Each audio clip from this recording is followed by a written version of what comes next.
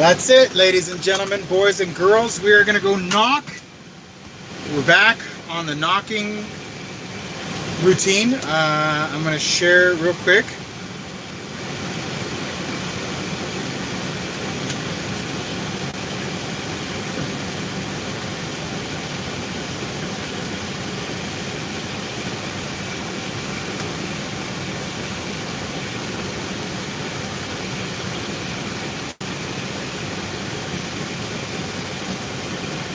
Okay, let me, I need to share this feed. Take a couple of seconds, ladies and gentlemen. I'm going to leave the room real quick because I'm going to share the feed. Please share the feed. Let's share it. Share. Copy. And there we go. All right.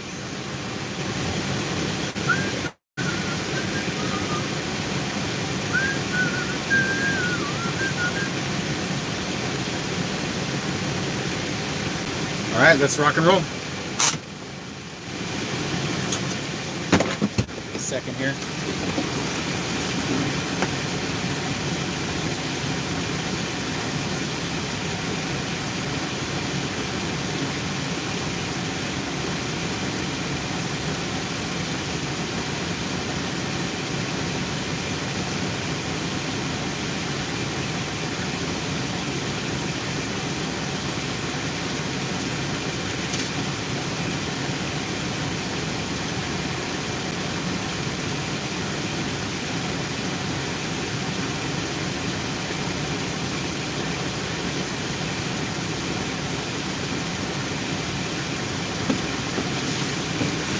I was pulling out of my driveway. I figured I'd saturate my shirt. Is it that obvious that the shirt is wet?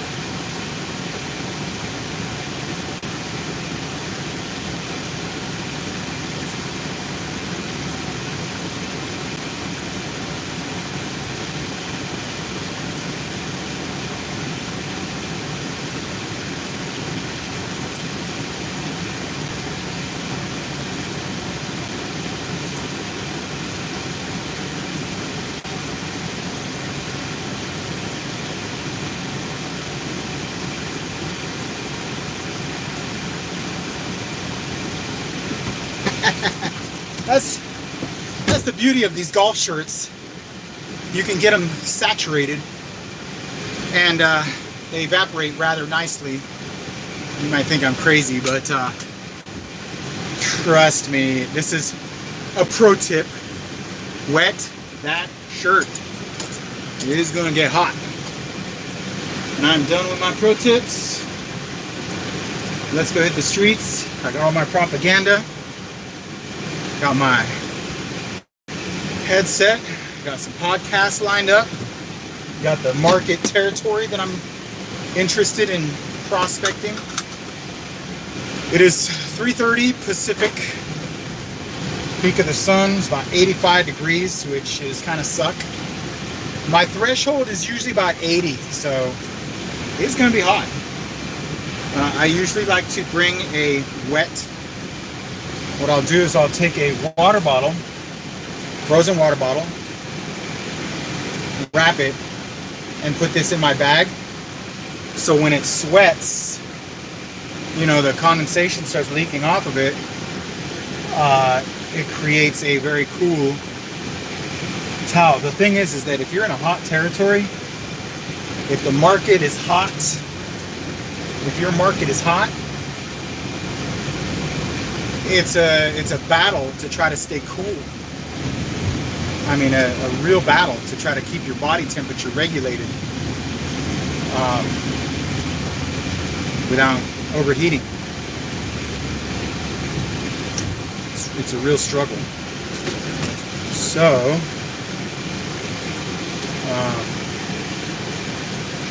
give me a second here. Grab an energy drink.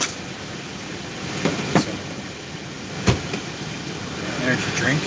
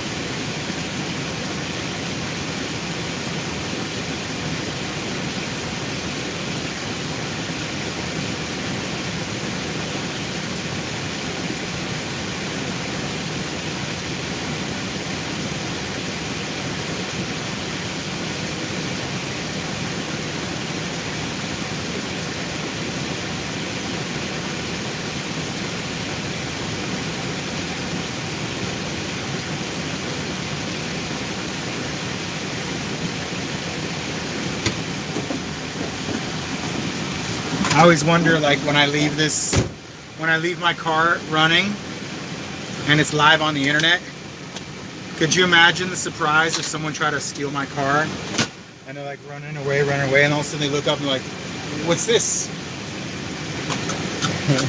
Like, oh shit. And what would they do? Throw the phone? Whatever. Oh boy. Okay, I got the next generation, the newest AirPods, and I've already got them wrapped with some graphics because I don't like looking like I got a cigarette in my ear. So that's that. Let's see, view, call back. I'm going to call my client. The new ones claim that they connect a lot faster and better, so we'll see. I'll let you know.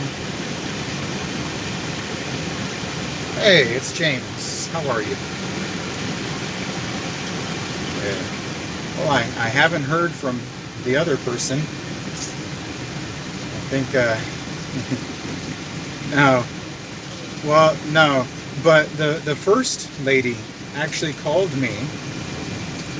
Not the agent, but the seller called me and said, hey James, you don't know me, but you wrote an offer on my listing, and that real estate agent, she's a terrible real estate agent, but I'm going to go back out on the market, and I just want to make sure, because it was very strange that the week that she was going to cancel the contract, that real estate agent had 2 offers.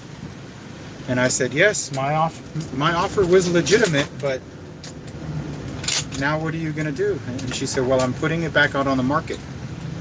I said, okay, let me help you sell it, and let's put my buyer.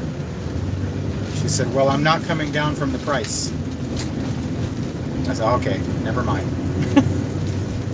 So, but I talked to the homeowner herself. She called me.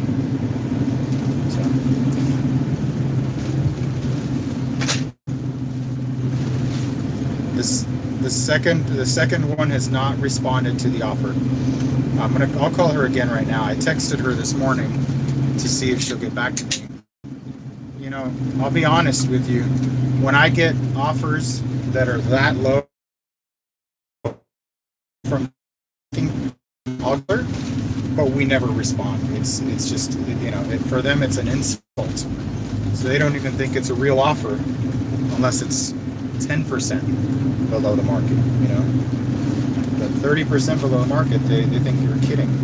You're a real buyer. Yeah. Yeah. Yeah. Yeah. Well, all the houses there take a long time. Yeah, that neighborhood takes a long time.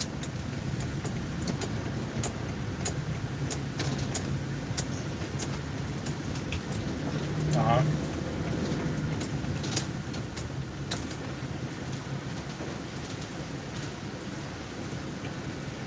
Sure. Yeah.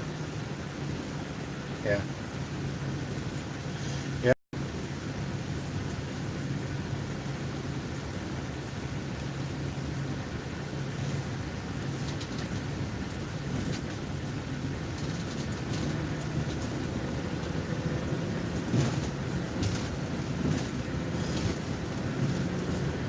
Yes. Sometimes they will make a counter offer. But if the price is too far apart, well, I'm just from example. If it was my property and I was selling it, and an offer came in like that, like you offer, I just wouldn't even bother. I'd just be like, this is crazy, and I wouldn't do anything. It would just sit. I would tell the seller. I have to tell the seller, but that'd be the end. You know, I wouldn't. If I was the listing agent, I would not waste my time sitting down to write a counteroffer with that big of a gap. It's just a very big difference. If it was close, then maybe. But I'll try. I'm trying. I'm not. I work for you, but I know what they're thinking. They're thinking this guy's crazy. Forget it. Don't even answer him. Too low. And they get mad, and they don't even answer. They're just gonna get mad. Yeah.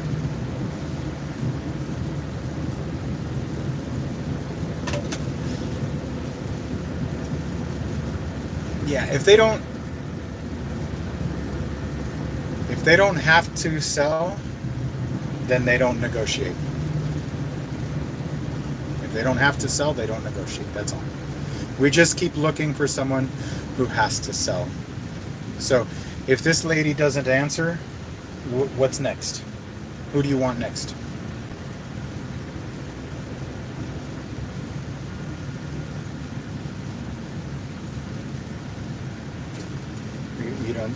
You don't see any others that you like?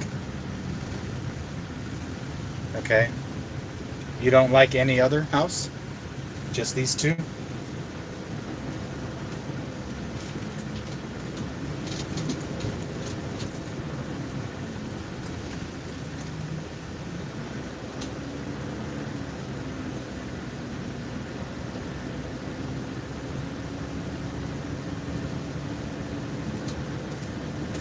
Maybe in June.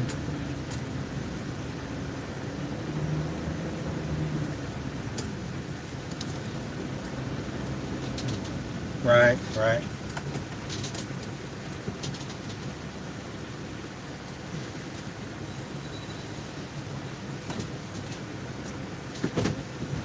Yes.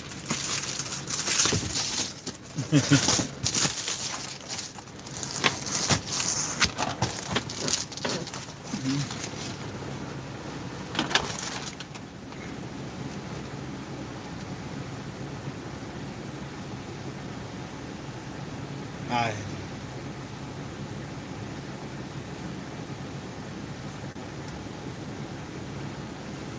no. I think just people try. They buy it and they think maybe they buy it and then they think maybe someone will try it. Maybe they got a good price or something.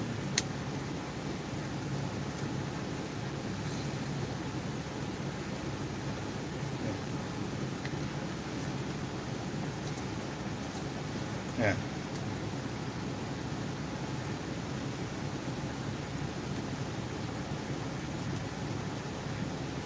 Yeah. Yeah, it's a very, very strange market right there. Yeah, it's very unpredictable in Laguna. Very, very strange.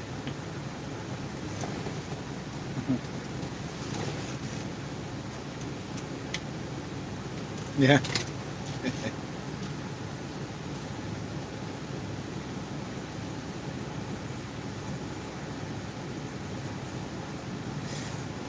Yeah, it's hard to figure out the price in there. It's very strange. Yeah. That's why some people sell fast and some people sit forever. And that makes the price hard to gauge because nothing is consistent. If there was something consistent, then the market would say, okay, here's the price. But you have people who wait, they wait a year, they wait 2 years, they don't care. Yeah. Well, let me keep trying with, yeah, let me,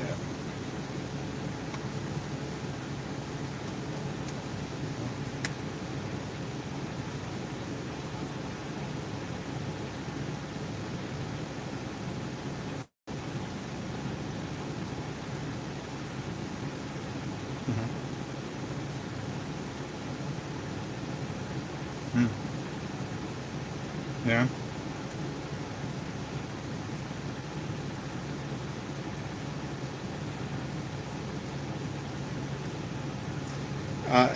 Well, again, if they feel like they have been insulted, they don't respond. I think sometimes they get funny, you know. But let me keep trying.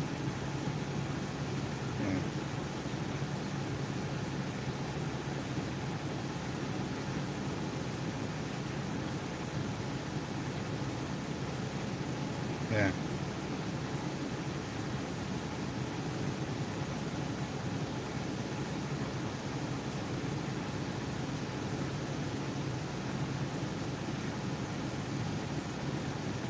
yeah,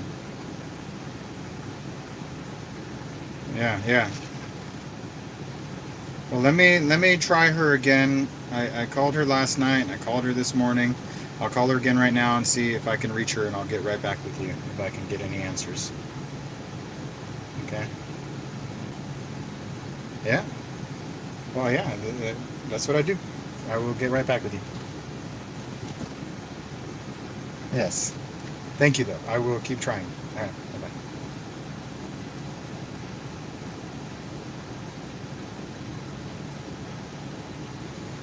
Yeah.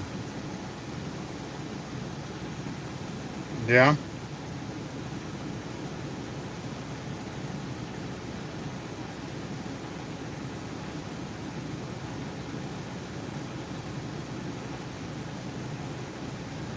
Okay.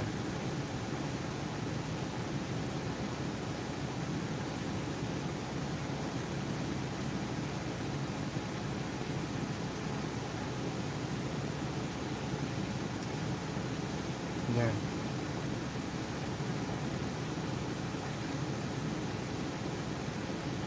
Yeah.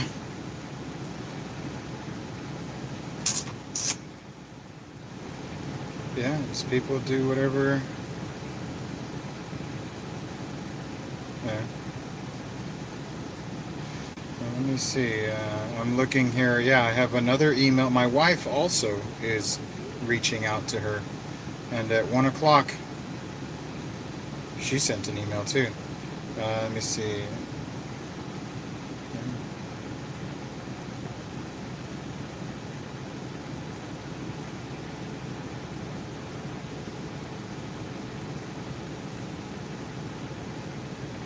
This is one C.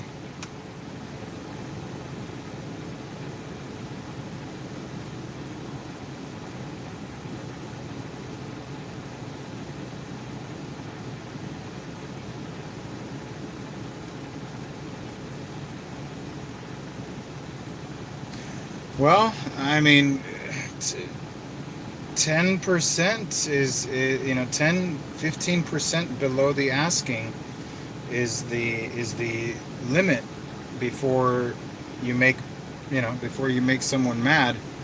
But if it's not worth it, then it's not worth it. That first one was a little too high.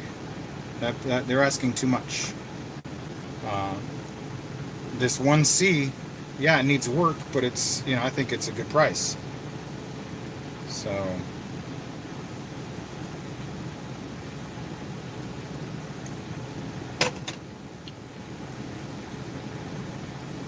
yeah.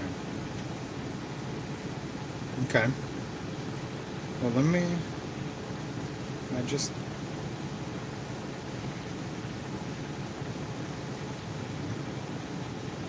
yeah, they try.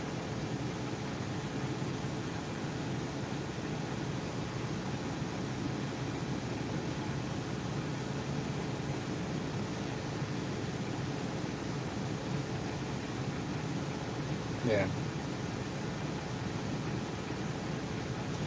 Yeah,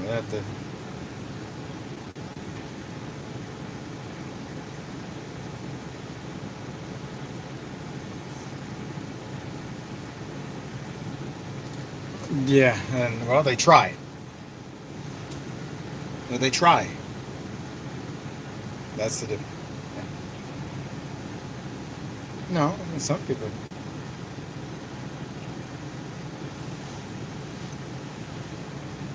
Yeah. Yeah, it's well. That town is always it's always very slow. Yeah.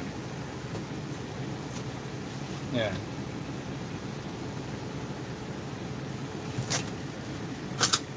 Yeah.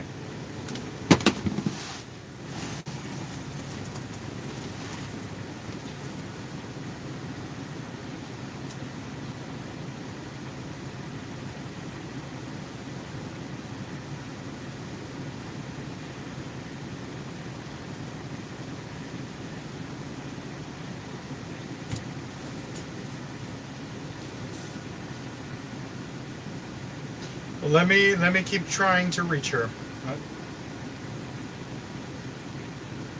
Yeah. Well, that's what they think. They think that.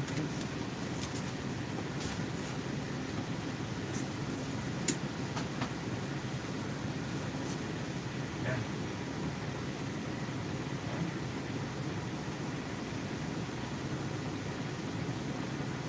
They're crazy. That's it. That's what people do.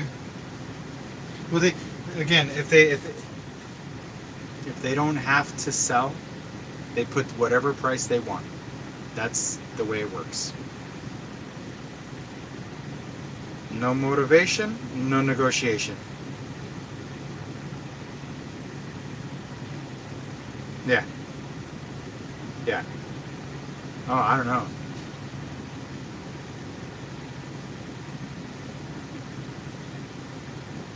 I think the ones that sell are the ones that die. Yes. Otherwise,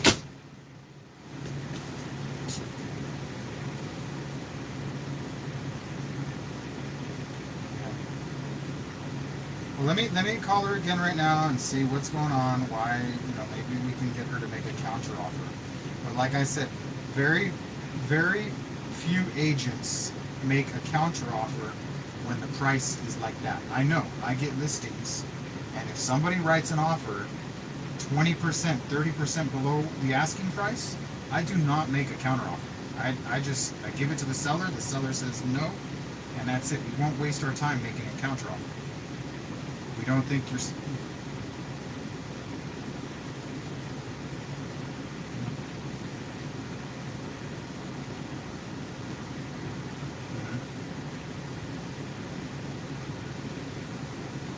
Yeah, that's his.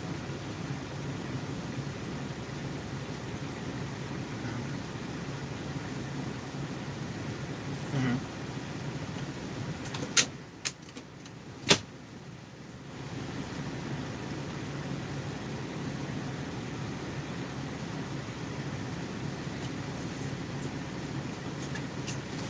Yeah.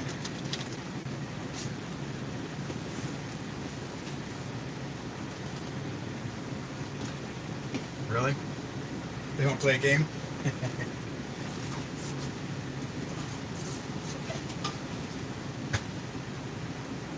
Yeah. Uh, well, let's.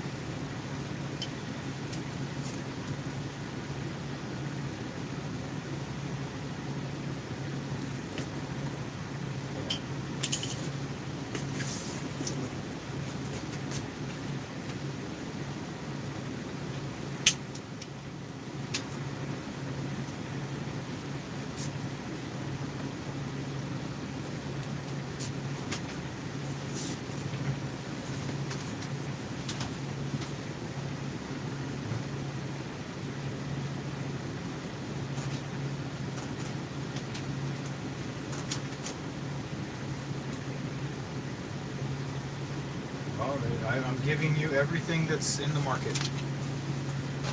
I'm sending you all of the. I'm giving you what's there.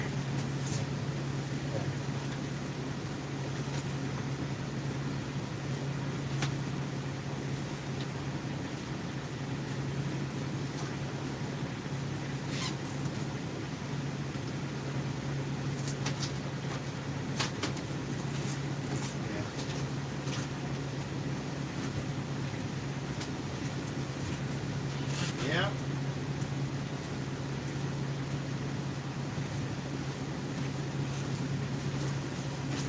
Just keep writing the offer. So just keep writing. That's all. Just keep writing. Yeah, I'll call her again. I'll call her again right now. I'll call her again right now and see what they want. All right. I'll call you back if I hear. Thank you. I'll talk to you soon.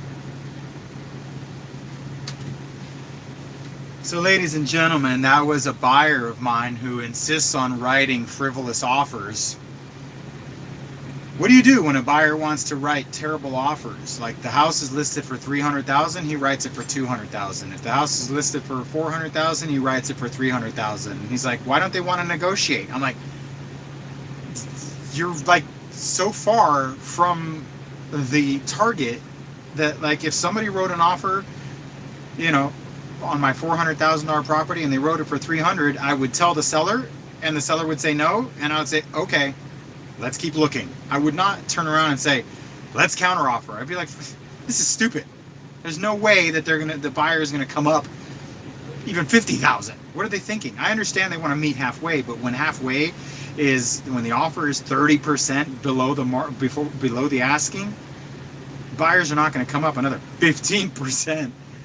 They're just, it's just a shit lowball offers, and I don't have any, I don't have anything to say about that. So that's all I got to say about that. Pretty messed up though, because he's like, "James, let's write an offer on this one." I'm like, shit. So I've already wasted a whole day with him, and now he continues to want me to write offers, but offers are terrible. And so he goes, "What do you think?" I said, "I think you're writing shitty offers. That's what I think. And that's why you're not getting anybody to make a counteroffer, because your offers are shit. What do you think?" I said, 10% is a freaking insult. I took them out, showed them 10 properties. After you show them 10 properties in a neighborhood, they kind of should know what the values are. I don't need to tell them what the values are. I've educated you. We spent the whole day learning the market. What do you think? Here's your quiz. Pop quiz. How much you think it's worth? Wrong answer. Wrong answer. Are you an idiot? Come on. Let's see. My air conditioning, I think, is bad on my front. I think I do have a problem. Like, I'm getting cold air here, but I ain't getting cold air there. So let's see.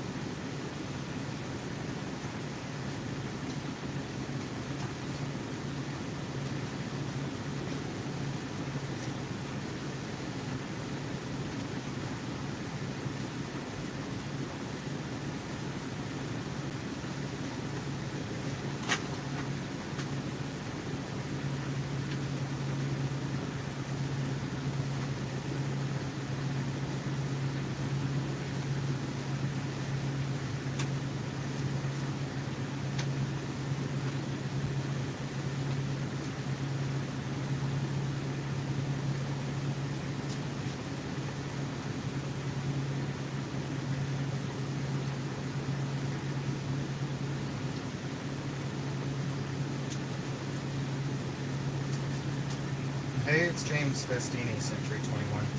I wrote an offer on your listing in the woods, and I was just wondering if you guys were going to counter or, give me a call. 714-767-5524. Thanks.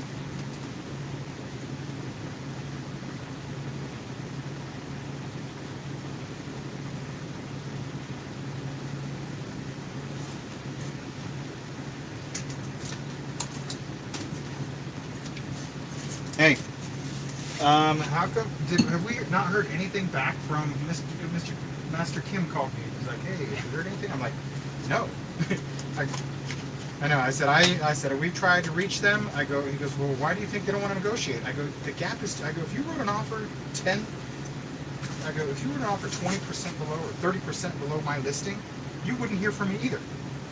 Because the agents just don't sit down and like put together paperwork on an offer that's that big of a gap. They think you're kidding, you know? I don't think anyone's going to take your offer seriously. Don't get me wrong. I go, I work for you, but you ask me what I think your offers are too damn low, and no one's going to answer you. They're going to think you're kidding. And I told him, I said, I talked to the lady, the seller of one of the houses, and you know, I told her what we were thinking, and she said, nobody. I said, no one's going to take it seriously, unfortunately. I said, it's just her. So I just called her again. I texted her again. I said, hey, are you? Yeah, it's a 949. I just went to where you hit her an email that said any update. Yeah. Yeah. So we'll see. I told him, I said, the gap is too big. So that's why you're not getting anybody answering. No one thinks you're serious. He goes, oh, well, maybe I'll go back there in June. I'm like, sure. You can come back here in June. We'll call you. I don't understand, though. You know, the American market has gone up that much. I didn't know how to tell them. Well, guess what? If you came out here and you wanted this, I didn't want to say you do the same thing. Nope, that's it. Goodbye. That's true. Oh my gosh, this sucks. This phone is totally overheating already. And remember when I saturated my shirt? Oh my God, 34 minutes? I'm so sorry. You came here for something, didn't you? Let's see. 83%. Go ahead and throw this into case because I don't want this overheating.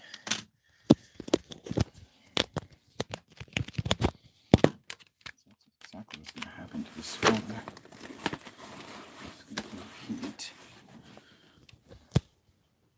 That's how I look. Ready to go? Rock and roll. Let's go. Let's go ahead and minimize this. Drop that down.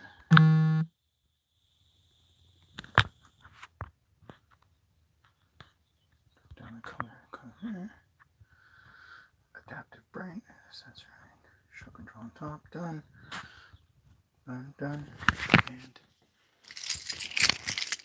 I hate door knocking in the heat. My heat is my kryptonite. My shirt's already dry. How about them apples? Alright, let's rock.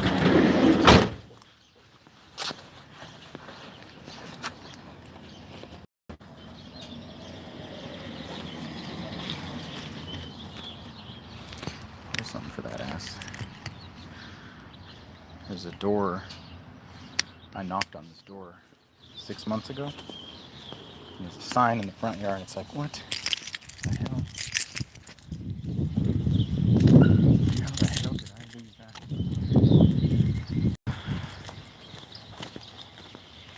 Sweep up and down.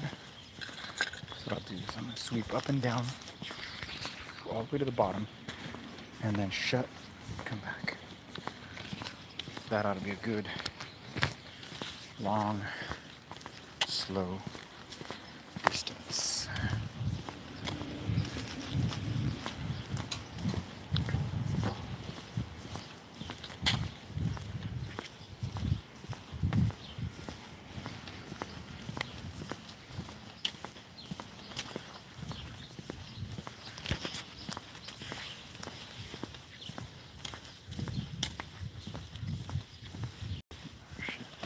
Sure looks like shit.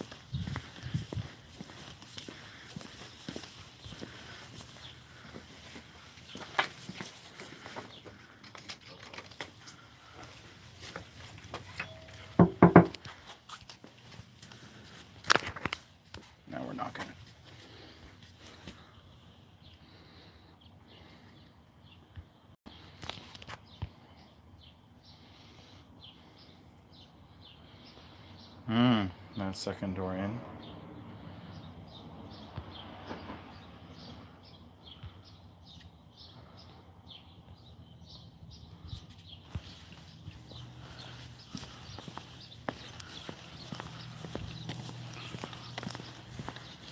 You know what?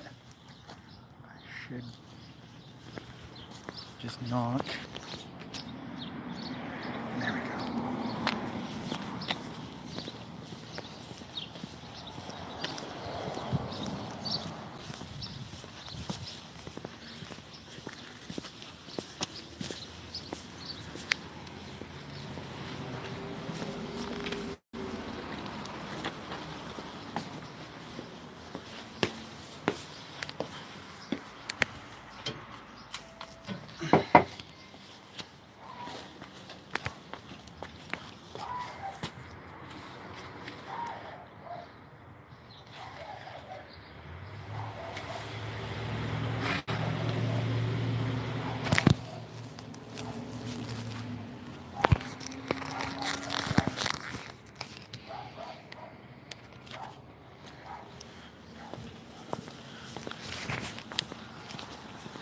So I want to talk to you guys about why Glengarry Glen Ross is the best sales training ever.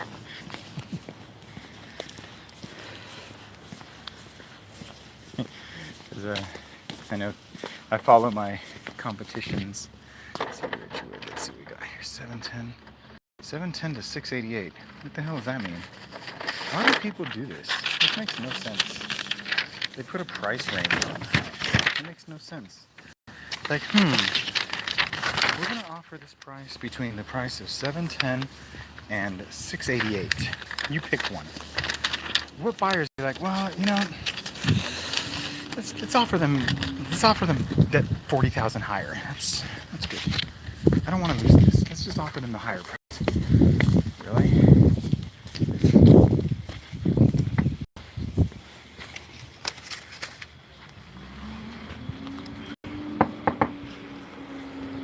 Not sure I like my new door knocking propaganda.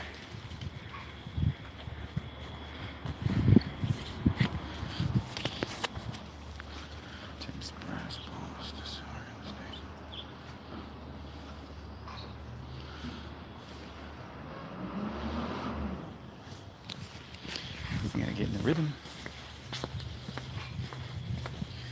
Now, you know what?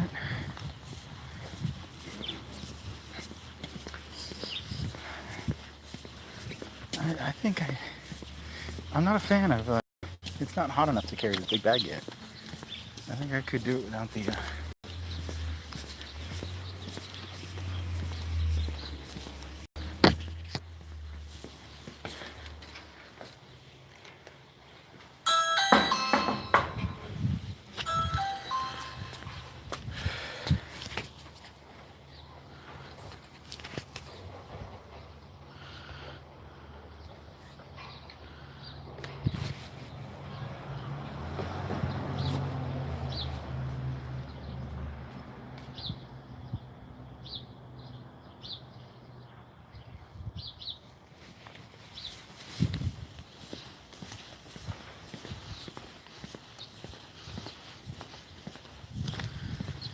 I'm gonna unload this bag and just load up my pocket. It's not hot enough to carry all of this equipment. I'm just gonna grab a water bottle. That sounds like I'm totally camping, but yeah, I just hate carrying so much crap. Like I'm carrying a fucking knapsack and stuff.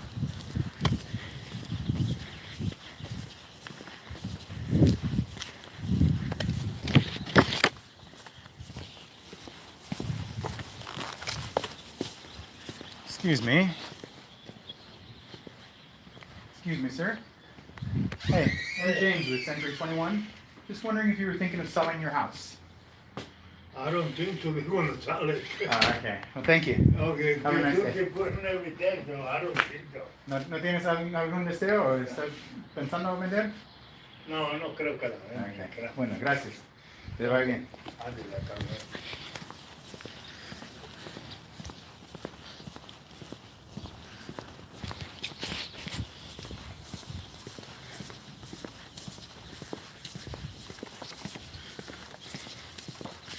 I think somewhere in one of my last videos was like, James, can you show what you're dropping off? Right here. Hooking it.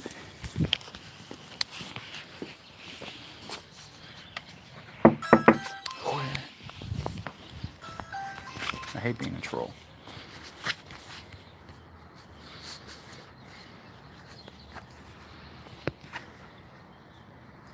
I hate door knocking in the heat. The worst part about door knocking in the heat is trying to keep these phones from overheating. Because I want to share with you, but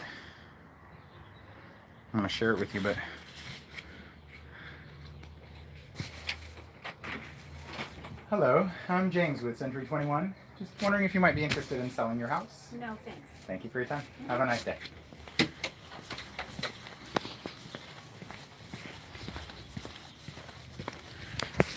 210 days ago. So yeah, every 6 months, knock the same doors.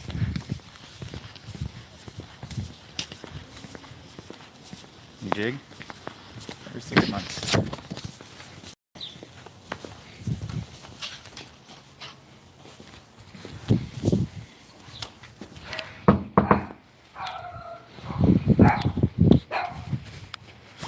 So it's like a constant battle to try to keep the phone out of the sun.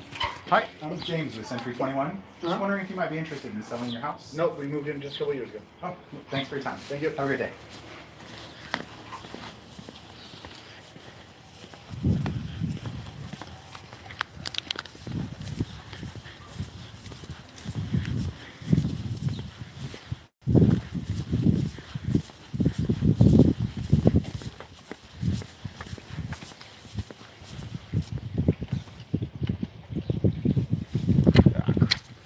I hate trying to hang these things. I'd prefer just dropping on the ground because sitting there trying to hang. Hey, are they home? Yeah. ¿Están en casa? Yeah.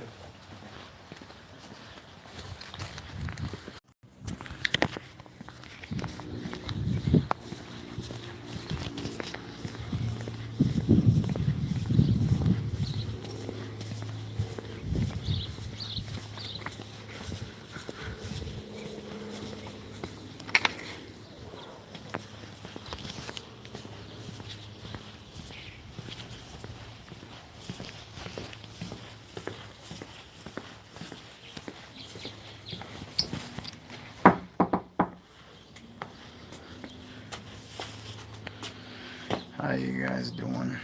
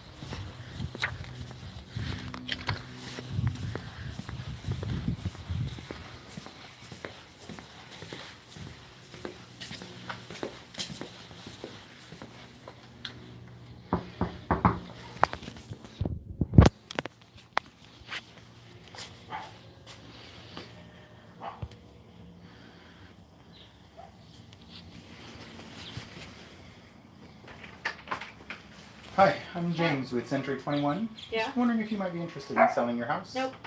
Thank you for your time. Uh-huh. You have a great day. You too.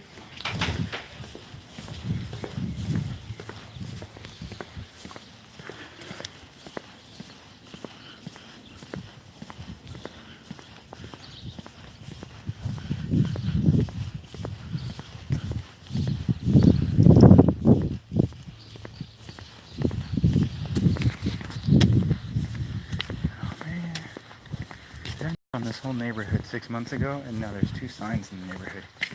Like, what?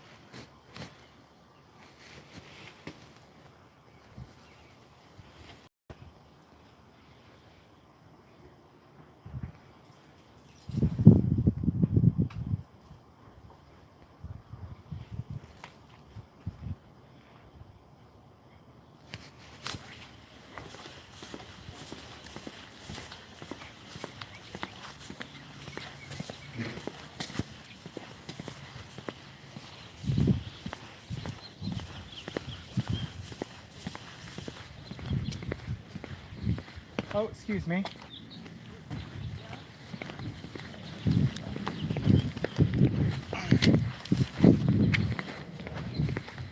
Sorry about that.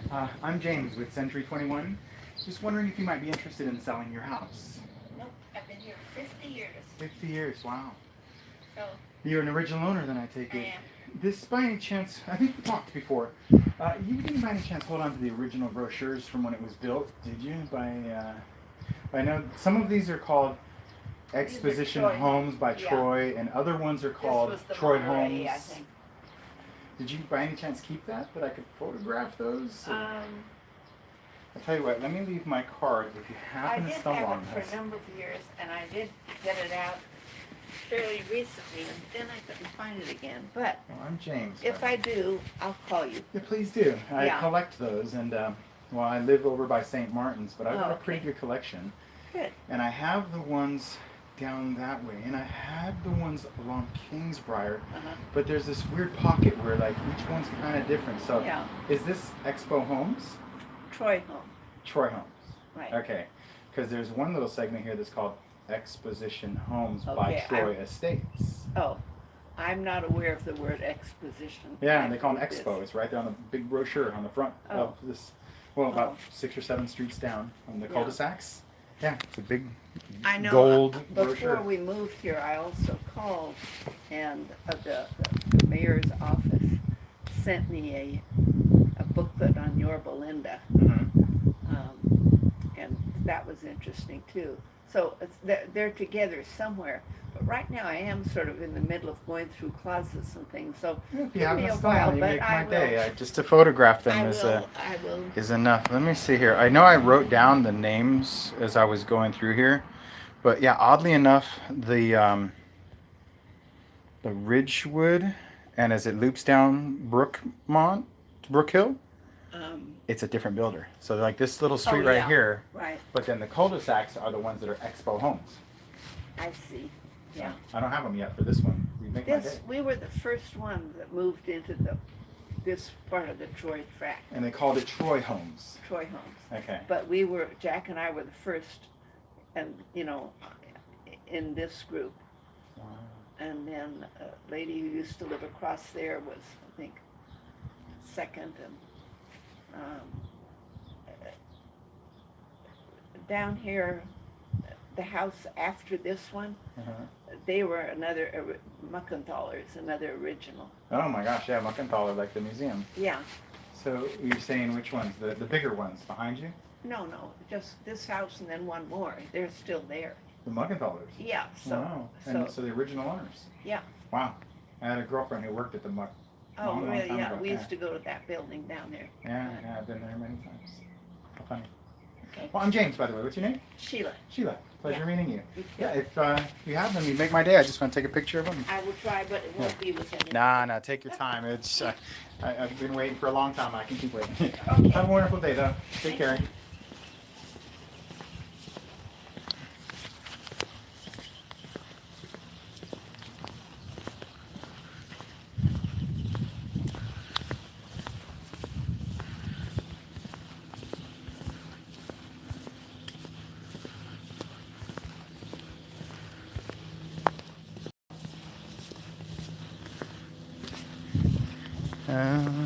See, this one right here listed. Last time they were not home. One, do not knock. So I just put my little propaganda there.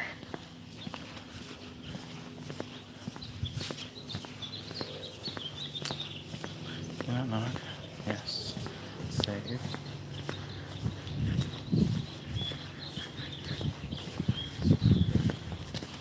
Beautiful, right?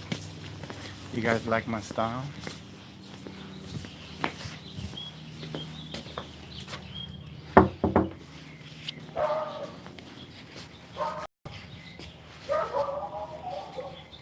I need a haircut.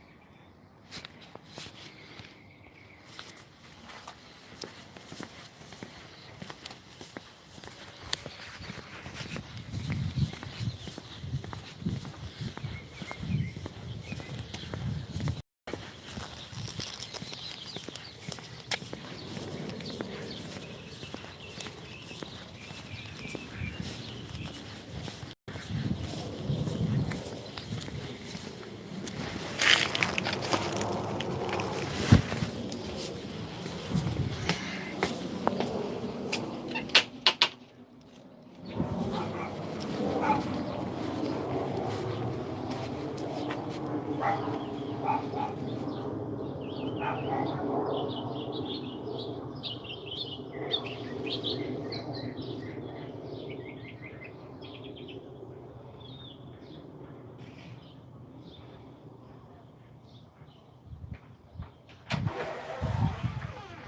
I'm Hi. James with Century 21. We're not interested. Thank you for your time. Have a nice Yeah. day.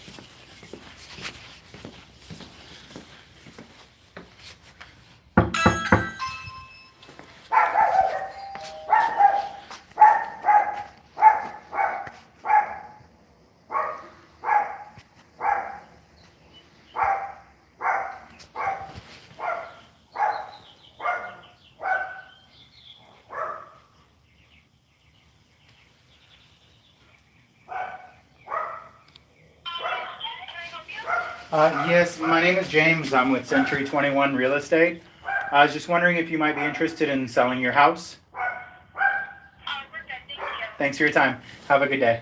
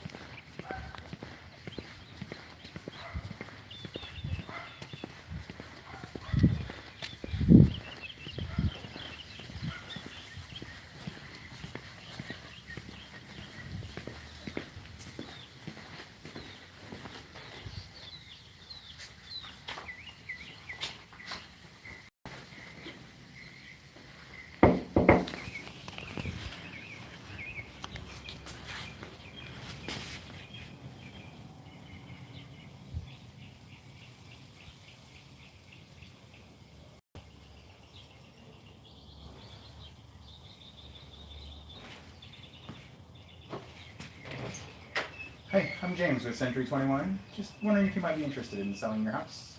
No, not right now.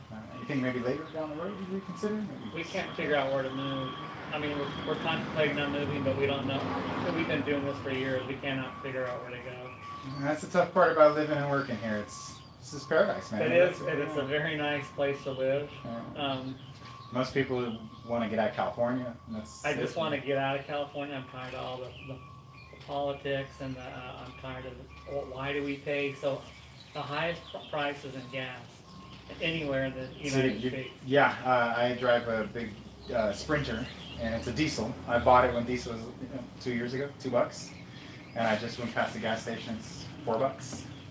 Yeah, I'm just. Fortunately, I'm local, so it's not too bad. I'm just tired of the gouging and the highest. We pay the highest registration. But like you said, do I want to give all that up for? It's just going to cost a lot of money to live here. This is the best place anywhere, I think. A lot of people going to Texas, a couple of Oregon, some Colorado. Got the humidity in Texas, hot, like even it gets even hotter there.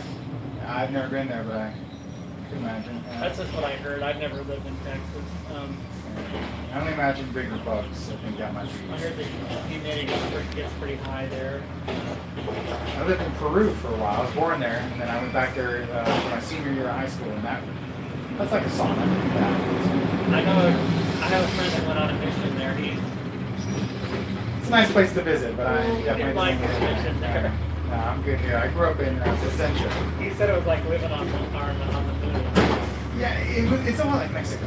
There's not a whole lot of difference. Tijuana and then like the nice parts of Mexico. Do you have any idea what it's worth, or have you looked into the values at all? Or?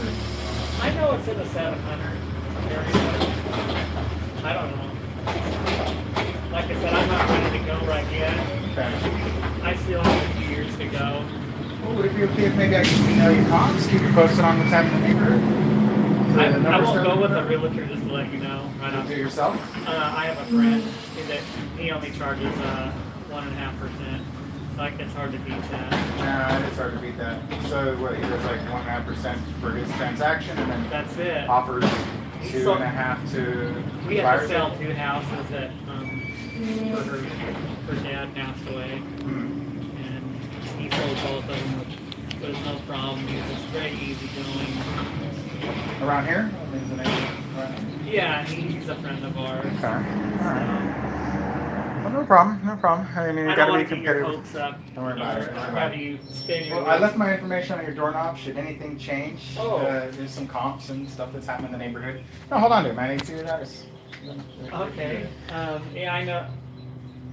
Yeah, there's a couple of properties that have sold around here. And If you don't know, like these few houses here, we have the biggest property lots. I have 100 feet deep from the back, from my back of my porch to the back fence.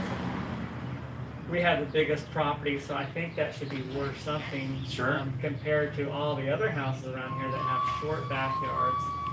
Do you have, are you an original owner? Have you been here from? No. Okay.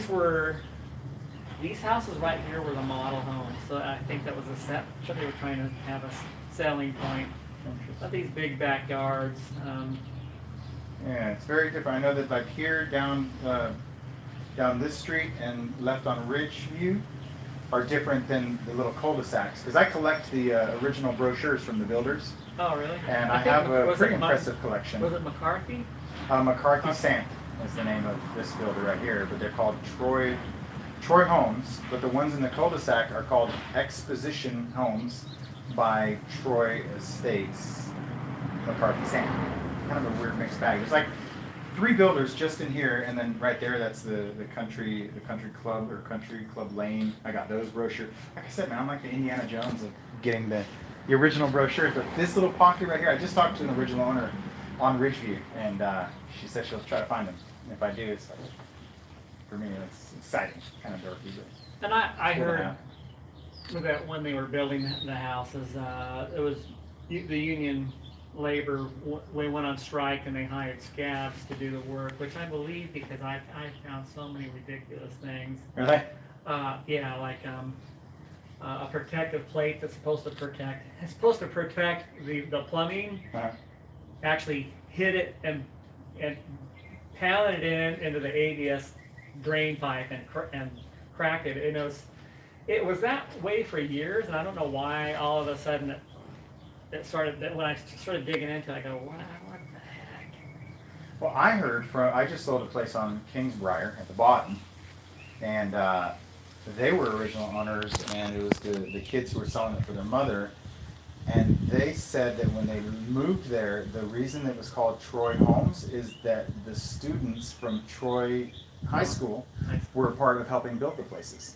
Yeah, I wouldn't doubt it. So maybe those are the scabs you're talking about. I wouldn't doubt it. Yeah, that they had that was something to do with the wood shop, or so. Yeah, that the bunch of the high school students were part of. I don't know if they're just carrying or if they're actually holding hammers, but yeah, that might be the scabs. There are so many. I'm trying to remember. That's what I heard. I mean, that was just one thing. Like on the corner bead, on the corners, they only put a few nails in there. So I wonder, over the years, why did that crack out? Oh, well, they didn't nail it. They just, there was only a few nails in there. I wonder if that's tied into the same thing with the whole union and having the high school and someone negotiated. Yeah, something. Get some cheap labor and education credits and. The seal plates I've seen missing bolts. You just have the stud sticking up. How funny. The bolts. Still a good house. Still a good neighborhood. Haven't heard too many problems from anybody. I've heard worse stories from different neighborhoods. This is still a good place to live for sure. For sure. Well, I'll show you something else. See that? That like 45 on that 2x6. Uh-huh. I know that's not kosher. Yeah, I mean, if you got an eye for it, you'll pick it apart. I mean, what the heck were they? What were they doing? Still, they look good. I'm not a big fan of the step up. I think that's kind of a weird design when you have to take 4 or 5 steps up to your front door.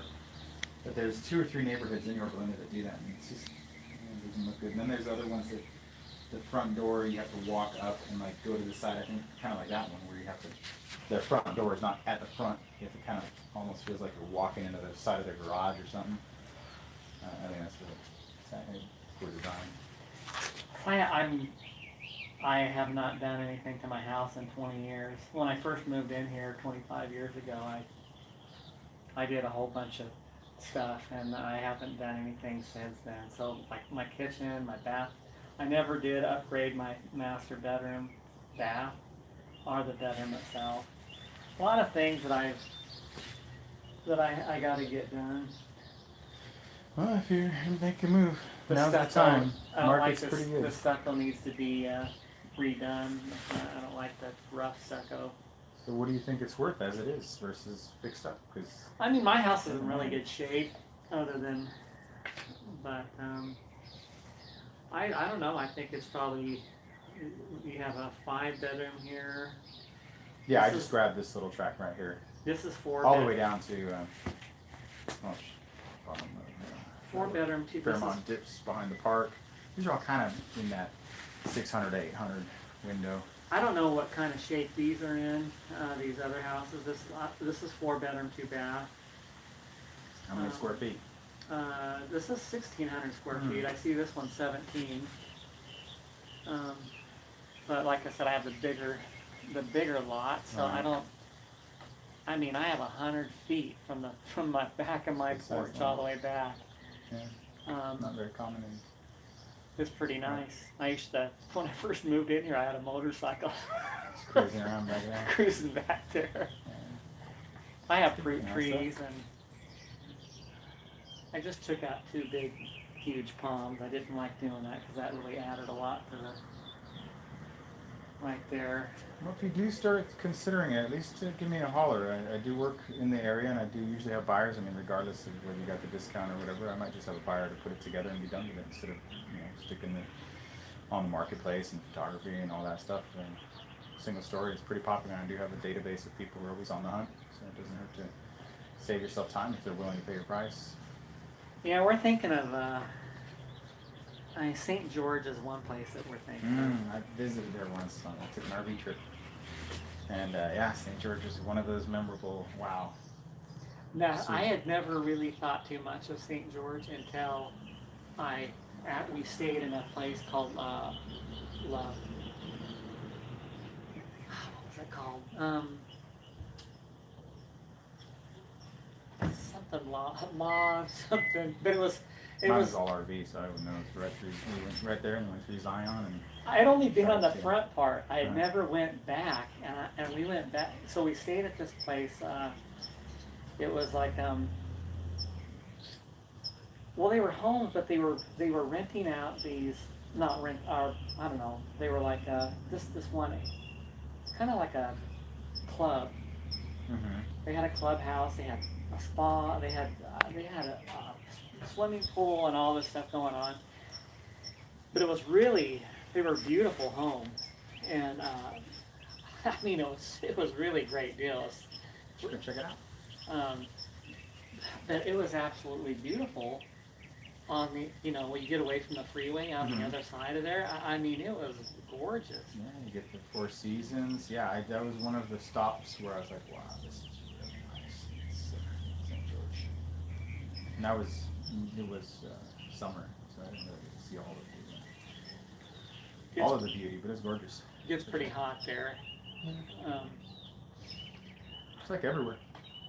So I don't know. We're just, the reason that we're wanting to move too is our kids can't really afford to live here, and we want to be where our kids are. And my son's not done with college yet, so Where's he at? he's up at Weber State. What's that? It's up at way in the northern end of Utah and in Ogden. He was interested in automotive. He loves automobiles, but as he found out, like the teacher was telling him, he goes, "Do you love automobiles? Because I'm just warning you that this will probably ruin it for you, because not everybody, just because you love automobiles doesn't mean you're gonna love working on them." And he likes working on his car, but I don't. He's already figured out that that's probably not gonna be what he's going to do. It's a good trade to have, though. Good skill. Oh yeah. For sure. That'll never go away. Who knows where the technology in the world is going, but having something to fall back on, as long as you got the body for it. You know, I have a buddy of mine who was a mechanic for many years, but over time, he couldn't. His back couldn't be, you know, Oh, it's hunched hard. over. So yeah, I couldn't do it. I mean, I've got decent health, but man, if he hunched me over, you know, when I'm doing some paperwork or something for 20 or 30 minutes, man, I could never work it. It's brutal. I mean, especially if you don't have the setup for it. I put mini transmissions in, you know, on the ground, trying to wrestle them into place. It's not. I mean, by the time I got done, my back was like hamburger. Yeah. You know, the one car that he had was a 240 SX. It was a project car, and we found out that It's Nissan, right? Huh? Nissan. Yeah, the transmission, you really can't. You have to stick the engine and the transmission together. You can't take that transmission out and try to put it in. There's not enough room on the firewall. They didn't make enough room. That's As I a beast. found out. Yeah, that's the lining constellations better get that kind of weight and angle. But I was able to get it in. It was not easy. I'm James, by the way. What's your name? My name is Mitch. Mitch. It was good to meet you. Yeah, definitely. Let me know if there's anything I can do to help. I know you got your people, but it helps to have an inside track. It's you know, it's about walking out with the top dollar. I try to keep my house Good looking place, man. in shape. That's, You've done good. Hopefully I planted the seed. If you do start going down that road, let me know. I'll put some feelers out and see if oh, someone wants thanks. one story. I just sold one right in my neighborhood. I live right behind St. Martin's, the Catholic Church. Oh, And I think sold in 4 days. Multiple offers, about 1,200 square feet, 670. Like that. wow. Bidding war. And that doesn't happen right now. The bidding wars? No. I haven't seen that in quite some time. That one on Kingsbriar, man, I couldn't get rid of that thing for the longest time. I started off at like 710, 690, 680, 670, 660. I mean, it was just cursed, man. It was a decent little house right in front of the park, and just no one would touch it, man. Anytime I lowered the price, you know, someone would make an offer 20% below that. What the hell? And finally, you know. Some Stuck it people out like for that 6 thing, months. but Almost 6 I'm not a months big to me. fan of it. Yeah, it's tough. It's kind of scuzzy to me. What's that? That over there by Kingsbriar, that the green Yeah, belt I know. I that knock goes- on every door in this city, and there's some streets where you're just like, what's going on here, man? It's cigarette butts putting out there. You know. Yeah, it's a lot of the thing is, it's a lot of original owners on that block, like old money where they've left it to the kids, and the kids don't have to worry about anything, so they don't. You know, and then they grow up there, and it's kind of a weird little stretch. Real mixed bag. One pride of ownership, and then one just all crap. Every neighborhood has that. Yeah, you know what? Don't really care for the street, but It's a little bit it, traffic. yeah, it's a well-traveled street here. Sure. In fact, me and my wife have a joke. Every time we go pull out of the driveway, it's almost guaranteed that someone's is coming down the street. Every single time. So It's we like kinda- mine. Like I said, I'm right behind St. Martin's, so my backyard looks at the Oktoberfest every year. Oh, But the parking situation's terrible, and then the condos behind Trader Joe's, their parking situation sucks. So they park in my little neighborhood. When I first was moving in there, I asked the previous owner, who's for all these cars? He goes, oh, it's just people live around here. I'm like, there's too many cars. Unless someone has like a car collection. Well, it turns out my neighbor has like 3 on his own. Probably I'd say at that time it was 5.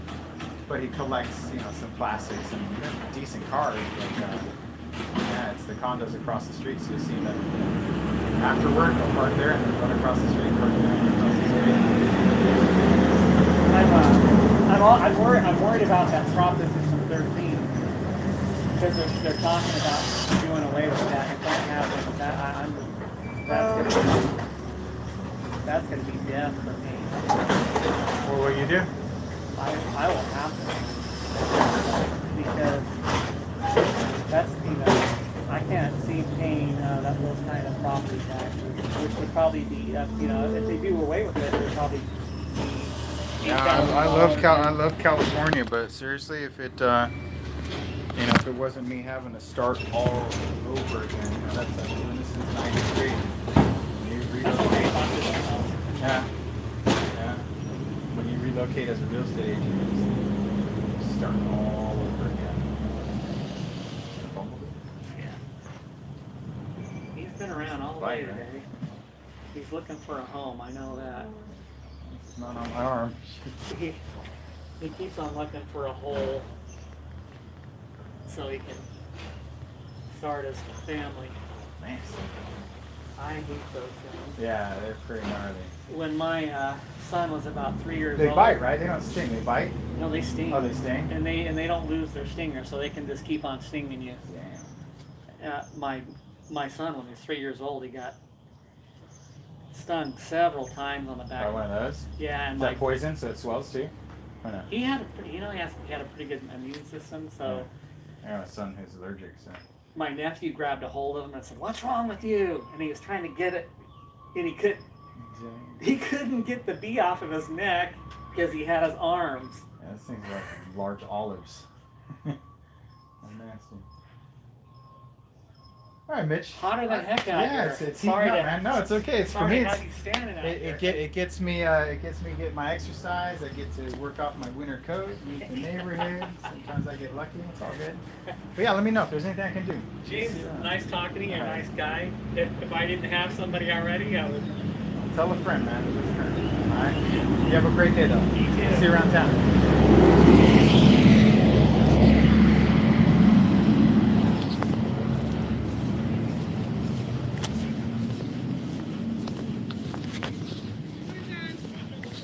As an agent. Hello, I'm James with Century 21. This is our family house. Oh, you know if they're thinking of selling it? I don't believe so, no. Thank you for your time, though. Have a great day.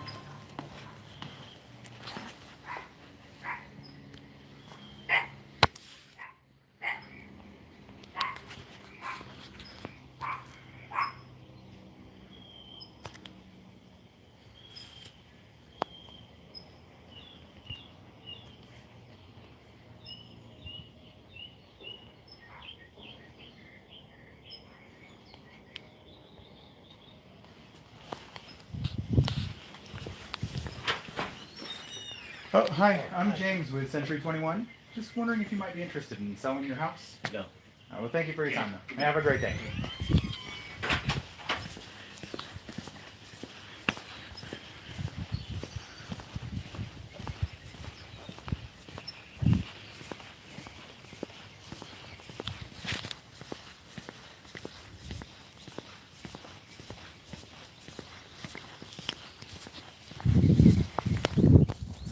Doing well.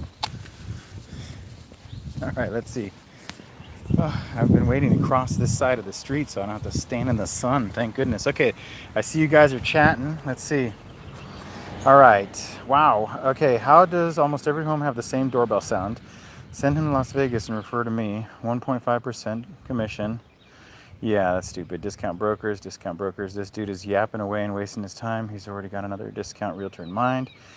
That's exactly what I was thinking. Always run into these types. What's going on here? Am I doing a rotate lock? Okay. Always run into these type of guys. LOL. In the beginning, thought it was rapport building, but 99% a waste of time. LOL. Same here. Learning though, sometimes still think may be able to change their mind. I believe I do. Yeah, I feel you. Some people just love to yap. At least he tells you about his discount idea before the conversation starts. Imagine he talks this much and tells James about the end of the realtor contact. James doing some major NLP to plant seeds right now. That's right, motherfucker. You go, okay, now you're getting it. Yes, James will get his info, build his data. Let's see. Yep, let's see his end game. It's been 19 minutes. Oh, man. If I knew you guys were playing that game, if I knew you guys were placing bets on me getting his information, I would have got his information. That's for sure. I wasn't interested. You know? Yeah, the fact that he's not really motivated, I wasn't really motivated, you know? And even at the very end, he goes, "Oh, you seem like a real nice guy." Whatever. But if I would have saw that comment, I would have got his info. 100%, for sure. I like that you guys are placing the bets. You're great, James. You Ballwinder, Cohen. That's what I do, man. But here's my opinion of that guy. I still think that there's a 20% chance I could crack that code. How many times have I had them say that? It's 1.5%, right? He's bought and sold a couple times, but then they come out. See, this is the thing, is that if they already have an agent, if they truly already have an agent, they wouldn't be out there talking to you. They'd be like, "I'm done." No, this guy was like, I lured him in, exactly like you said, doing some NLP, doing, chatting up, building rapport, and then as soon as it turns out that he's actually thinking, seriously, that's when I would have gone in and been like, okay, if you're serious, let's do this. And that's my angle.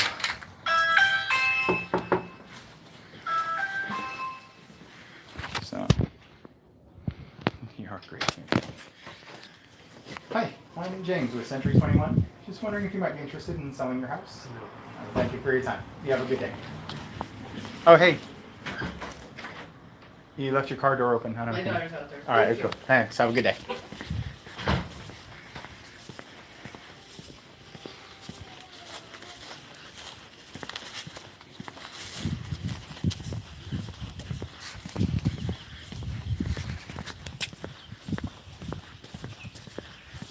So this neighborhood is a neighborhood that I've generated plenty of leads in here, and it's a very good turnover like neighborhood.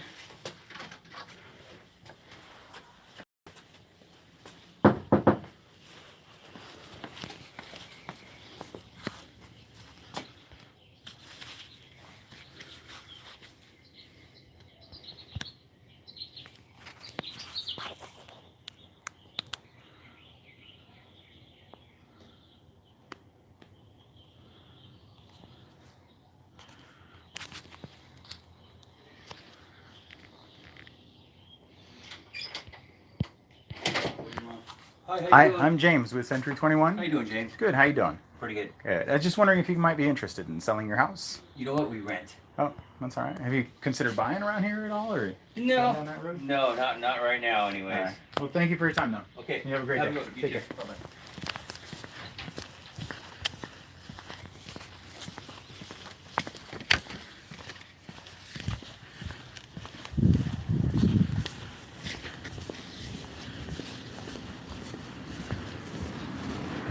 So that gentleman, I did mark him as a lead, and if necessary, I will maintain a level of communication in an attempt to one day get it.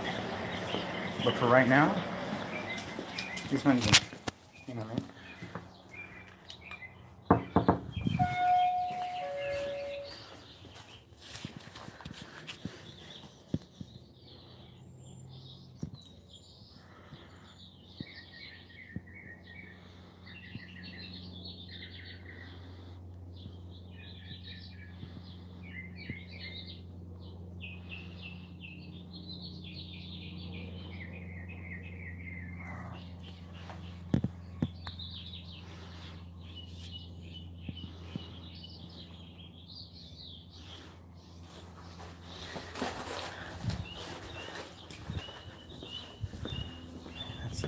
sidebar. Always carry. So I don't know if you guys got my pro tip, but if you have if you have a satchel, because I bring a satchel, messenger bag. Gotta look fresh, man. You can't look like you've been fucking cooking in the sun. So what you do is you bring a water bottle, ice cold water bottle, wrap it around a towel. You dig? Wrap it around a towel and throw it in your bag. That way,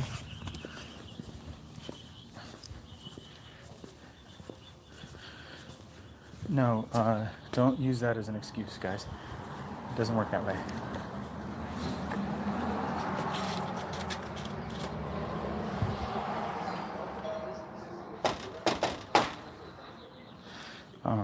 Always look fresh. Usually do a little bit of Visine too. I don't like having my eyes all blasted. Hello? Hi, I'm James with Century 21. I was just wondering if you might be interested in selling your house. No, I would not. Well, thank you for your time. Have a good day.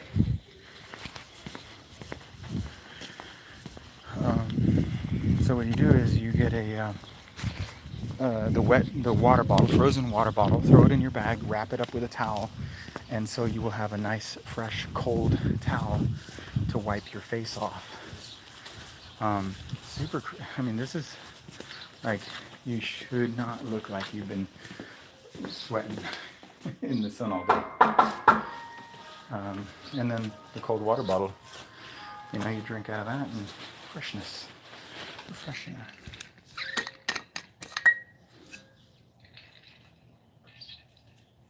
Hi. Hi, I'm James with Century 21. Just wondering if you might be interested in selling your house. Nope. Okay. We've been here for 40 years Oh, and wow. You an original owner? no, we're not original. It was, let's see, it was built in 69 Oh, okay. and we bought in 79. Okay. So I think we 50 were years. Then. the second or third owners. Okay. All But right. it's a single story house and Super we're in retired demand. and so we don't You plan. don't back up to the golf course, Yeah, do you? we do. Oh, you do? Okay. I never know when it starts. So Yeah. is it all of these houses to the end and wrap around, or last two don't get it? I think most of them, you know, like a couple of houses down all the way up. I don't think a lot of people in this neighborhood realize that you guys got golf courses. Yeah. Man, that really bumps up the... Yeah, and yet, that's- unfortunately, a lot of people don't realize that you do, and so they kind of don't expect it to be more. Yeah, that's really what Gorgeous. sold this house Livia. 40 years ago, was Yeah. that golf course view. Yeah, it's very nice. And we have a pool back there, so You're grandkids set. like Yeah, it. single so. story pool, cold. Yeah, you're done. Well, Yeah. thank you for your Plus time. we guys. only paid $97,000 for it. Game over. Yeah. I know, so, Isn't it crazy though? Zero at the end of that. And yeah. value, So, so. yeah, so Well, we're, thank you for your time though. oh, of course. I love your roses too. My wife was out in her garden. Well, Yeah, I say our garden, I guess, but yeah, she was talking on about the roses. I didn't even look, but I guess they're in bloom now. Yeah, they. Check that out. If you don't mind me I don't stepping do over to. anything to them. Nah, these are the old school. Yeah, those are old too. Very nice. Plants have been there a long time, Very nice. yeah. Do you live here near Belinda? Yeah, I live right behind St. Martin's, the Oh, Catholic Church. so Literally, over there.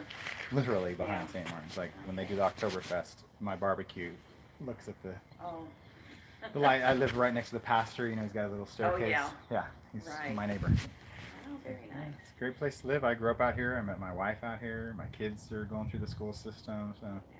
Did you go to Esperanza? no, I went to El Dorado. Oh, El Dorado. Yeah, my kids went to Esperanza. I've They got a went to, kid. Bernardo, Fairmont. I got a girl at Bernardo. Got a girl at Fairmont, and my son's graduating Yorba Belinda this year. He's got to go to the new high school. Yeah. Where is he going to go to college? He's already signed. He played football, so Mm-hmm. he signed at Redlands. Oh, good for him. So yeah, he's gonna be playing their first games up in Oregon in like September, October. So yeah, You going to try to go to some of the I games? have to go to them. I know. That's like the one thing I did. Even though I work a lot, my wife's also an agent. Uh-huh. That was one of my rules, is that I'll skip all the practices and all Yeah. that, but I don't miss the games. I know, it's fun to But it kind of watch sucks the kids. first one's in Oregon. I would have rather not Right. get in the car. And, Yeah. but since I got 3 other kids, it'll probably be a road trip. Right. Too expensive to I fly. know, it's ridiculous. For like one football game, at least get something out of it. Yeah. Yeah, a year ago, I had to sell my mother's house, and it was in La Palma, Hmm. and I sold it in one day. I believe it. Yes. I just sold one in my neighborhood, and some of them take forever. I just sold one on Kingsbriar about 4 months ago. yeah? It took me almost 6 months to do that thing. Yeah. And yet this one, pretty similar. 4 days, Uh-huh. bidding war, like Yeah. 20,000 over asking. And Yeah, they just never know. offer 15 over asking. And 17-day escrow. Nice. I mean, a realtor actually bought it. Uh-huh. And it was the easiest sell that I've ever heard. Sometimes you get lucky. That's why you never know. Yeah, you because just when we never bought know. this house, we lived in Lakewood. Mhm. And we didn't want to lose this house. And escrow fell through. We had to get a swing loan. Oh my gosh, I haven't even It heard was that a- word. And it I've been doing was- this since '93. I think I've heard that word twice. It was a nightmare trying to, because we didn't want to lose this I house. haven't heard that in a long time. And we finally sold it, but what a nightmare. Nice. Oh, I leave this just in case you're not home. There's some comps and what's happening in the area. Oh, but great. yeah, if you know of anybody out here, Yeah, I let me definitely know. keep you in I know mind. they're working for it. So. Yeah. Well, nice I'm James, talking by to the way. you. What's your name? Barbara. Barbara. Lowry. Barbara. All right. Nice to meet you. Pleasure meeting you. You too. Have a wonderful day. You as well. Take care. Enjoy that sunset. You get the sunset, right? Or does it just go behind the trees?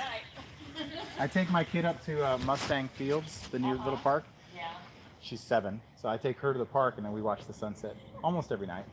Maybe I'll get it tonight too. Take care. Pleasure meeting you. Bye.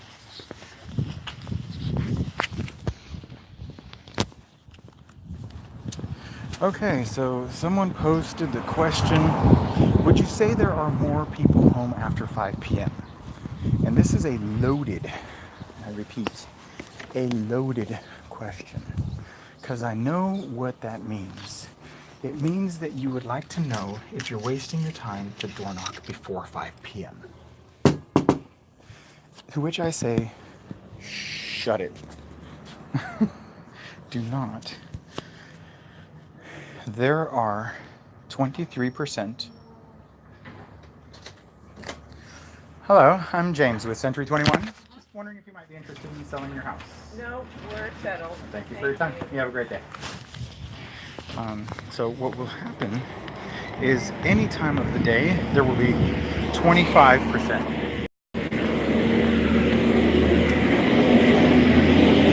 I say 25, but it's really more like 23. Okay? So if I told you, sometimes I've gone out after 5 p.m. and had less people home than 9 a.m. that same day. Can I ask you guys to share this page, by the way? Can we get a little share?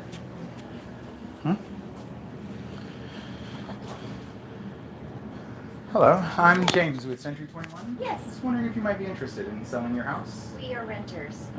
Thank you for your time. Have Thank you you. thought about buying? Not right now, though. Thank you. Well, thanks for your time. Have a All great right. day.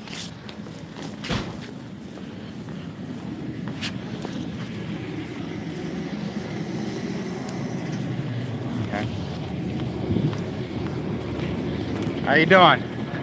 Good.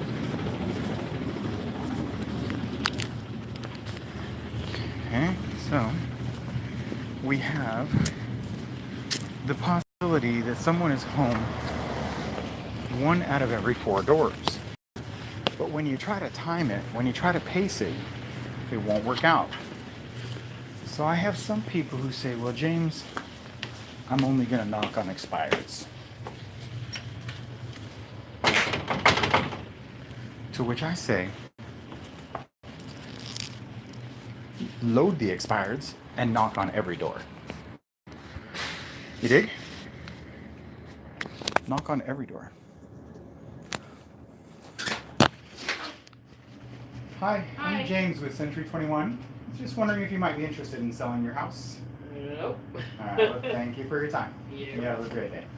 Oh, hey, by any chance, are you an original owner? No. No, you're in? Okay. 35 years, but not original. Trying to track down the original brochures for the builder. Pardon? So I was trying to track down the original brochures and floor plans and Oh. the write-up. I've collected quite a few in town, but I don't have them for this little pocket. I have them for the cul-de-sacs, but just not here. I have them for the streets behind you, just not this little Ridgewood and Brookhill Yeah. are their own separate builder. Yeah. So Yeah. can't find them yet. That was on there. I don't know if Old Ranch is still unincorporated or. That I used think to it be is. I unincorporated. think it is, yeah. It is. Yeah, you can see a little bit of funding. I haven't sold one there lately, so it doesn't ring a bell. But yeah. Yeah. Well, thank you for your time, though. You have a great evening. Sorry, I just cutting a really strong onion. Sorry. Have a great day.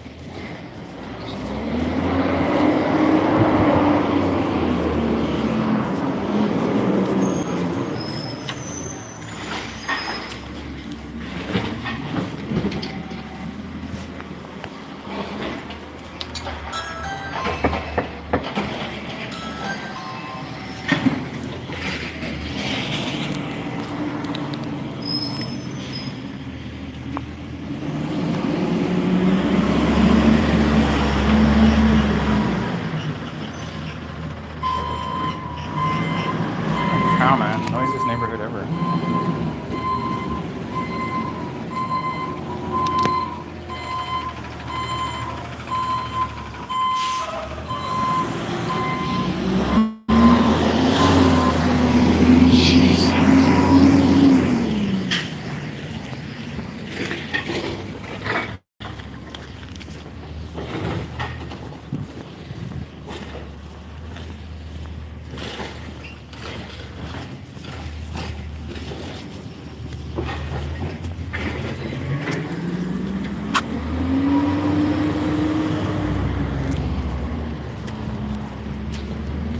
Oh, this is a very hot lane.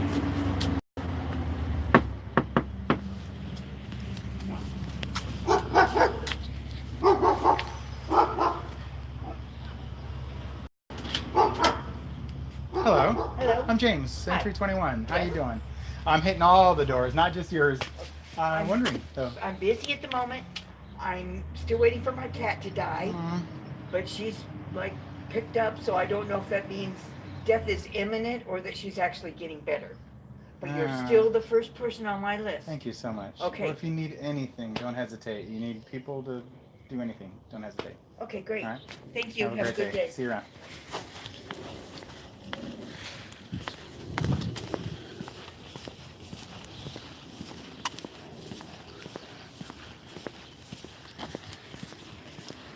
Still the guy. I'm still the one she hired.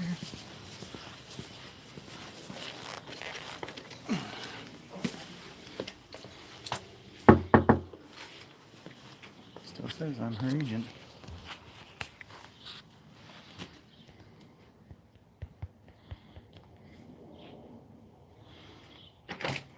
Hello. Hi, I'm James with Century 21. Yes. Just wondering if you might be interested in selling your house. Actually, we're renting, so. Any chance you're thinking of buying out here at all? We are. We're actually hoping the landlords will choose to sell to us, but Good neighborhood. right now, you know, they're still thinking they're going to want to come back here. They're in Bray at the moment. Well, let me leave you my card. Yeah. You need If it anything, doesn't I'm work always out around here, here. and probably in the next year we'll be looking for something. We have family in the area, so we'll be staying in the area. All right. Well, definitely. All right, I great. live locally, and I've been doing this since '93, so I got your back if you need my help. Very good. Appreciate it. Have a great day. Thank you. Take care.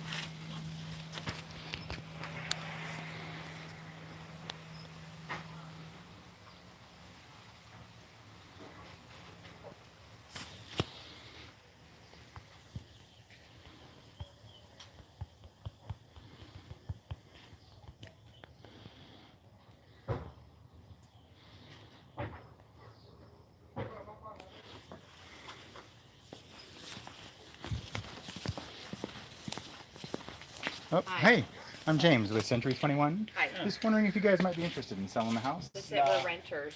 Oh, I noticed you guys had a lockbox on there. Was it for sale at some point? No, or that was just they just for left it rent, on? Yeah. Oh, okay. Yeah. Well, thanks for your time. All man. right, thanks. You have a great day. You Take care.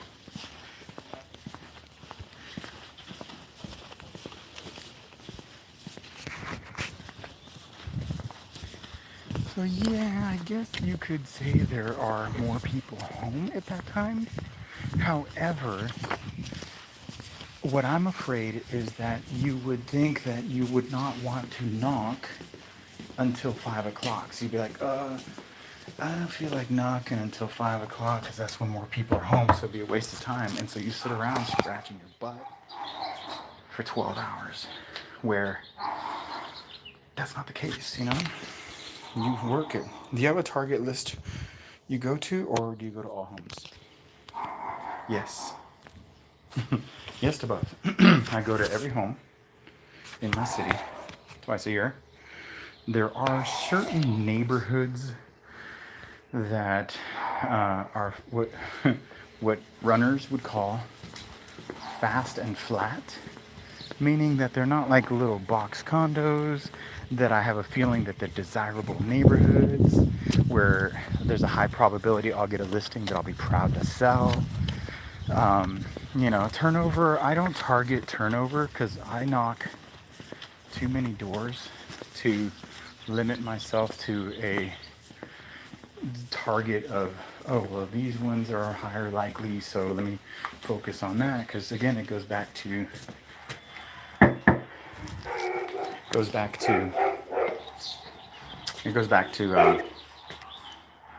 looking for excuses not to knock. If you're using the after 5 as an excuse to knock, then use it, but don't use before 5. Hello, hi, I'm James with Century 21. Oh, sorry. Just wondering if you might be interested in selling your house. No, Thank you for your time.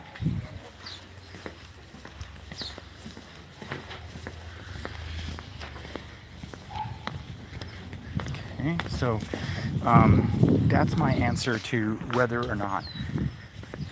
Do not use the 5 o'clock hour as an excuse not to knock.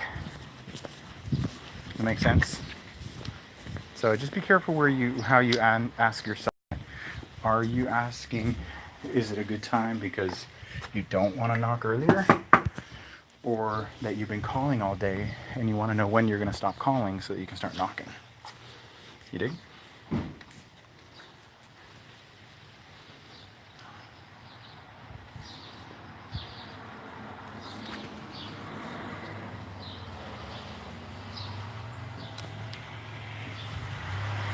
Oh.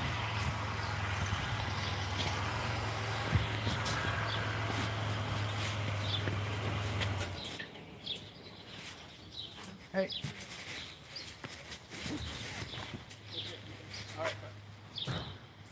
Hi, I'm James with Century 21. Just wondering if you guys are thinking of selling the house at all. Not at all. All right, well, thank you for your time. Have a great day.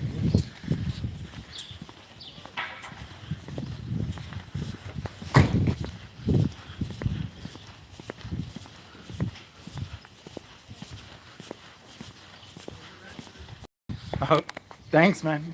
I appreciate it. Huh? A lot of rentals in this like little pocket right here. Yeah. Well, thank you though.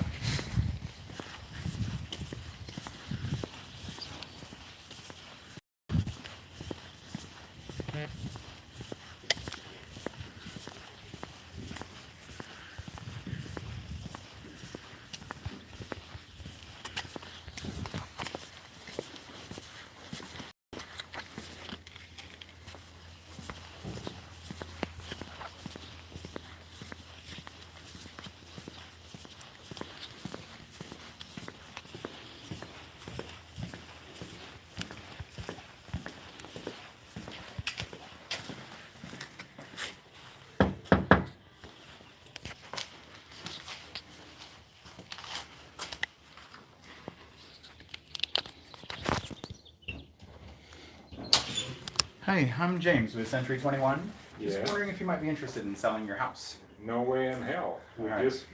We're not even done with it yet. Are you by any chance an original owner? Have you been here the whole time? Yes, since 71. No kidding. Did you by any chance hold on to the original brochures and marketing material from when the builder opened it? No, I didn't, but Do I you know can what tell they you what called? it sold for. Yeah, they were like in the 20s, right? 35. 35? Yeah. It's crazy. 71. Wow. It was built in 69. Do you remember the name of this little? Because this right here, this Brook Hill and Ridgewood, those were different than the ones in the cul-de-sac. The reason I'm asking is I collect the original brochures, marketing material, and I have them. No. But I have the ones for each one of those cul-de-sacs, and they're called Expo Homes. But these right here, I hear, are called Troy. The original homes and these original houses were not insulated well, and unfortunately they were wired with aluminum wiring. I heard the story was that the Troy High School was part of helping build it, and that's why they called it Troy Homes. I don't think so, but Jenny, my lady, which I lost, she started the library there. Really? Yeah. Where at? Troy? Troy. Oh, okay. In 64, I think it was. Wow. That's a good neighborhood. Yeah. Very nice place to live. Well, when we came here, your main street out there, Your Belinda? Fairmont? Fairmont, that was it. Yeah. I went to There El was Dorado. nothing but rock, It was already built out. tumbleweeds, and there was a cul-de-sac in front of 7-Eleven. There was no shopping center, there was no church, there was definitely no bank. That came much later. And this was the boondocks. We had to go clear to Rose to get something to eat the day we came out and looked at it. Oh, great neighborhood though. Made a good choice. Looks like you've been doing a lot of work too. Paint, stucco. Oh, no, we redid the house. Yeah. Well, thank you for your time though. Okay. You have a wonderful Take day. care. You take care. All right.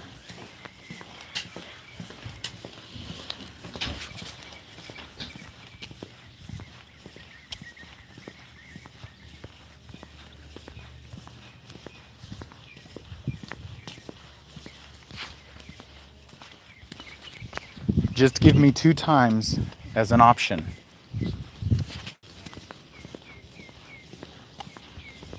The homeowner will just leave for the day.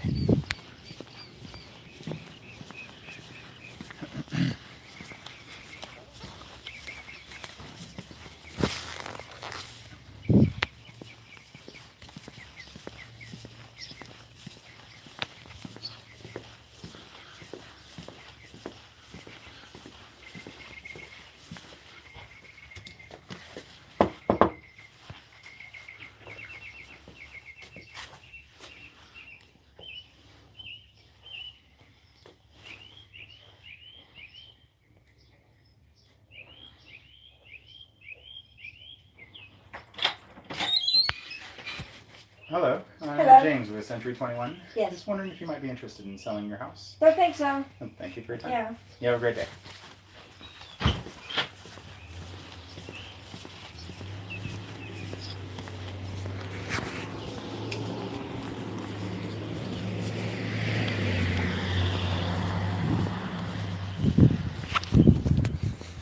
Have you used the 8x8 touch to prime a market? I'm sorry, I don't know what that means. I'm thinking that is a Keller Williams term, but I'll tell you what I have done. I knock on every door every 6 months, and I pick up the phone and I call every number in my database every 90 days. And that's it. If I get a listing, I will drop propaganda into the neighborhood. And there are 3 particular neighborhoods where I drop propaganda in, well, 4 neighborhoods that I drop propaganda in once a month. Now that I have mastered creating these marketing pieces, these right here, I'm making these for 2 cents a pop. Unheard of to be able to create marketing pieces at 2 cents a pop, but I've done it. Now, obviously, if printing was on my menu, then I'd be able to pull them off for probably 7 cents. Custom propaganda. Hi, I'm James with Century 21. Just wondering if you might be interested in selling your house. All right, well, thank you for your time. Have a great day.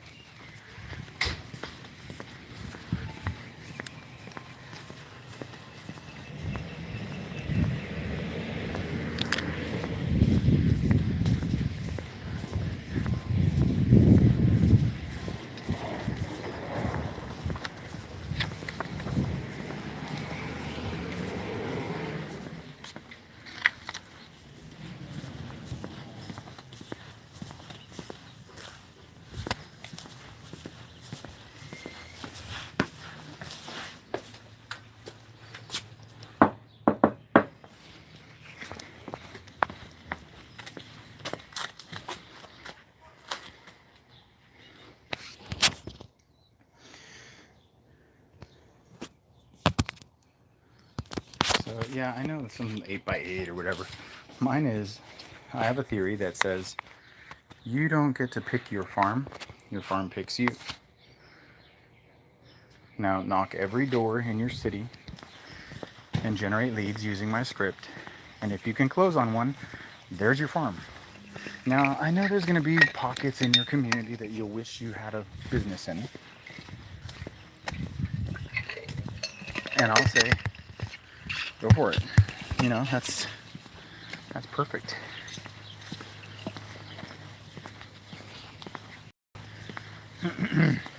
Okay, I'm gonna do a quick video.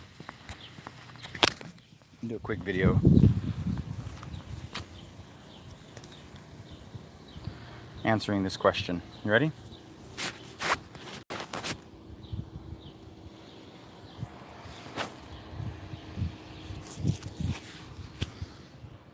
Hey, welcome back to my episode. Oh wait, that's not the way I start the video.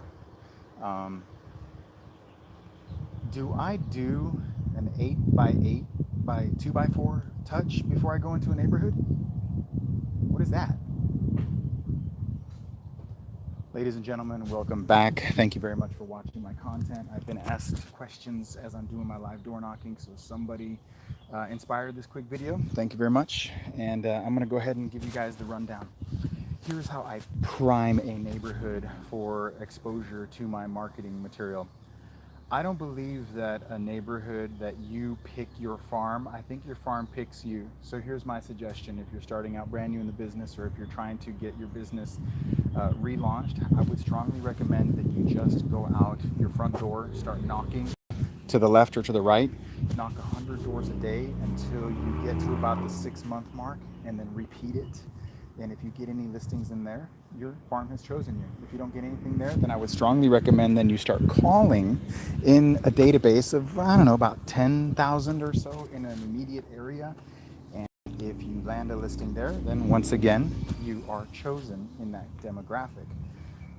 If you're generating leads, or if there's a pocket that seems to be popping a little bit better than other areas, go for that. If it doesn't work out, keep repeating it. Don't give up. If you're going to start farming, if there's a community nearby I don't recommend that you go out and start spending money on a territory just because you think you want to live there. I would recommend you start working a territory very close to where you live, where your kids go to school, where you're shopping, where you get your hair cut, so that people start recognizing you right off the bat. If you're not recognized in a community and you don't live and spend and shop and eat, breathe, sleep, go to school there, then it's going to be very hard to maintain a finger on the pulse of the demographic, of the community. People are going to want to start recognizing you. So from the get-go, you're going to want to start creating a notoriety by being a local, not just pretending, not just marketing as a local, but existing as a local and actually being local. So as far as the 8x8, if you have a territory in your neighborhood, pick 100 homes. 200 homes every Sunday morning. I go out and I drop off 200 pieces of propaganda once a month to 4 different neighborhoods. So I'll drop off 100, 200 in some pockets, 100. And then the next Sunday, I'll drop off another 100 in a different pocket and another 100 in a different pocket, so that every 4 weeks, I'm dropping off one thing into that neighborhood. And yeah, it's usually just comps, a couple of my marketing materials. If you guys are curious as to what I'm leaving at the door, do me a favor. jamesfestini.com/training, and at the very bottom you'll see a sign-up sheet somewhere in there. I think there's a sign-up sheet. jamesfestini.com/training, and or just email me directly, james@jamesfestini.com, with the subject of template, and I'll send you out my door knocking template that I leave, or just any random template. I'm here to help. If you guys want to do one-on-one, or if you're curious about what it is I do at the door, follow me on YouTube, follow me on Facebook, follow me on Instagram, Snapchat, whatever. I'm everywhere. Thanks for watching. Get back to work. All right. Just a little quick little video.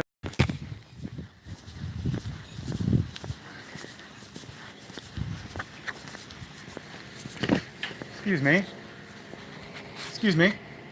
Hey, I'm James with Century 21. How you doing? Good. How you doing? Good. Good. I'm just wondering if you guys might be interested in selling the house. We just remodeled it. We're staying. It's cherried out. I know. Little by little, once, twice a year, I come by and nice place now. Yeah. Good job. We just added 500 square feet to the You back. have a golf course view too? No, Okay. it's just the easement that goes to the Okay. course. So it stops like 2-3 doors down. Yeah, it actually, the houses that it used to have a green back there, but they changed the course. They built 2 houses. So Okay, it's great close enough.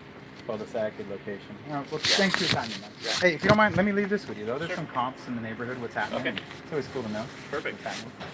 Have a great day. Take care.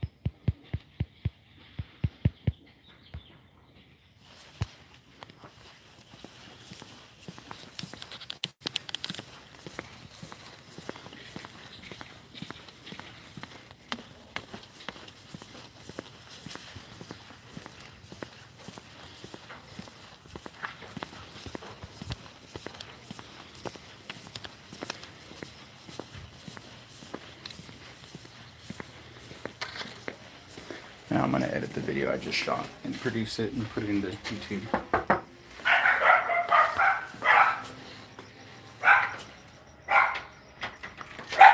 Hi, I'm James with Century 21. Just wondering if you might be interested in selling your house. No. All right, thanks for your time. Have a good day.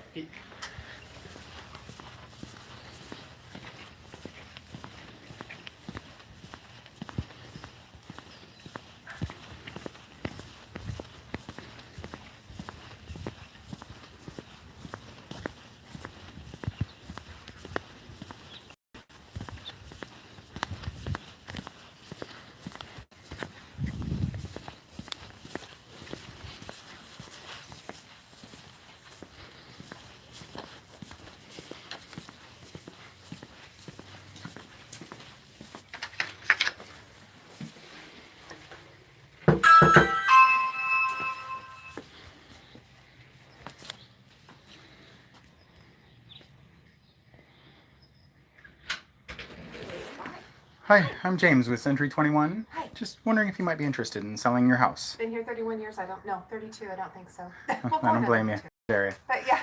Thanks for your time, though. Thank you very Have a great much. day. You Take too. care.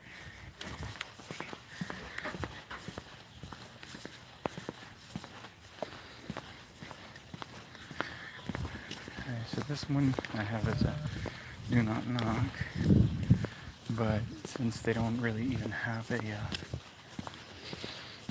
it's a gate, it's more like a can't knock. So I just leave my propaganda, keep going.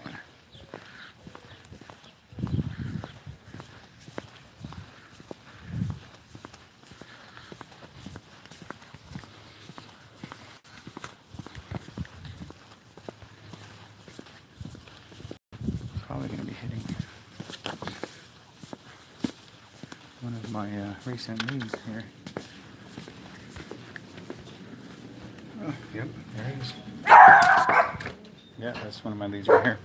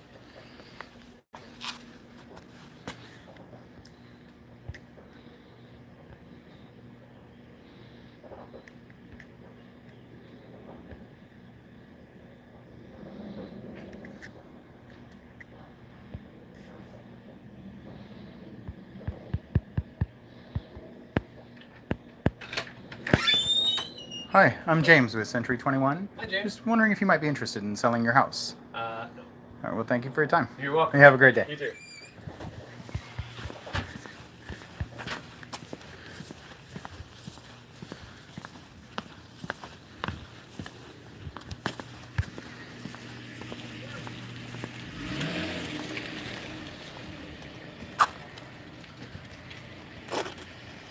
Oh, hey, I'm James with Century 21.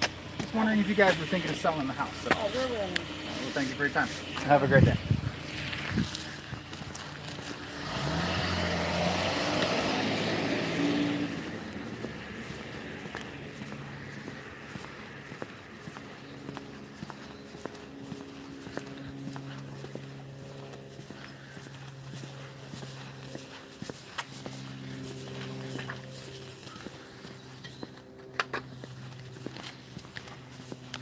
What's that word you used?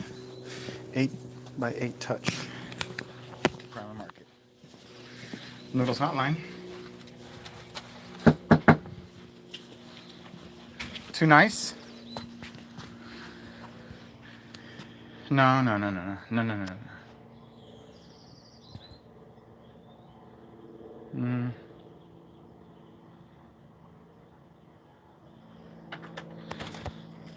Hi, Hello. I'm James with Century 21. Yeah. Just wondering if you might be interested in selling your house. We're not. Thank you. Oh, thanks for your time. All right. Have a great day.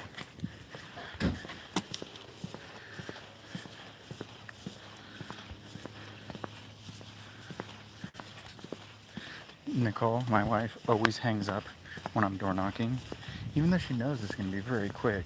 Like, it's the weirdest thing. It is the weirdest thing. She like just hangs up. Like, really? You know I'm going to be able to talk to you in just 1 second once they say no. She doesn't even want to hear the answer. It's the craziest thing.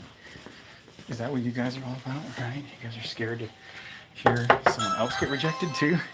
Is that why my channel's so unpopular? You can't sit there and watch me get rejected? Hurts too much?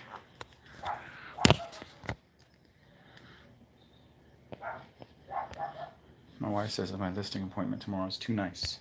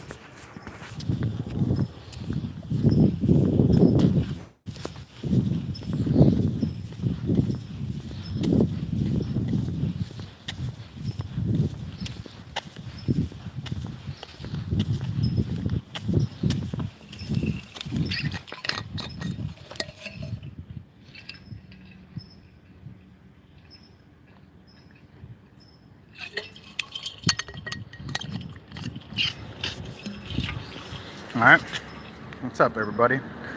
Welcome. Let me do a little wipe down. Oh yeah, oh my gosh, that's what I'm saying, man. Whew, I'm telling you, all these little hacks are part of the door knock mastery course. I got so many hacks on how to door knock better. So many hacks.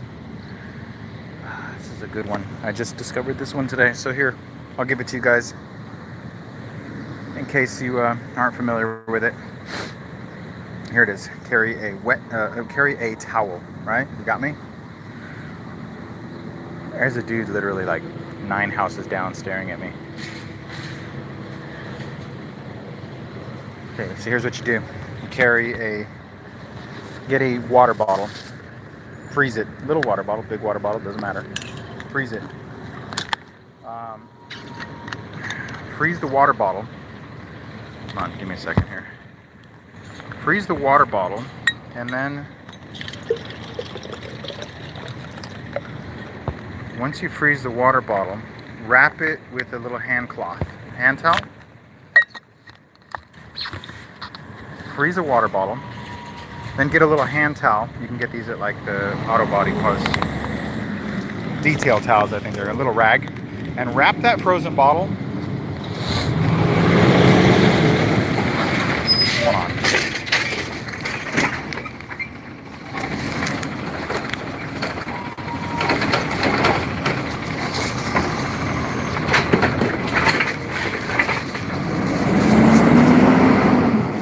Wrap that frozen bottle.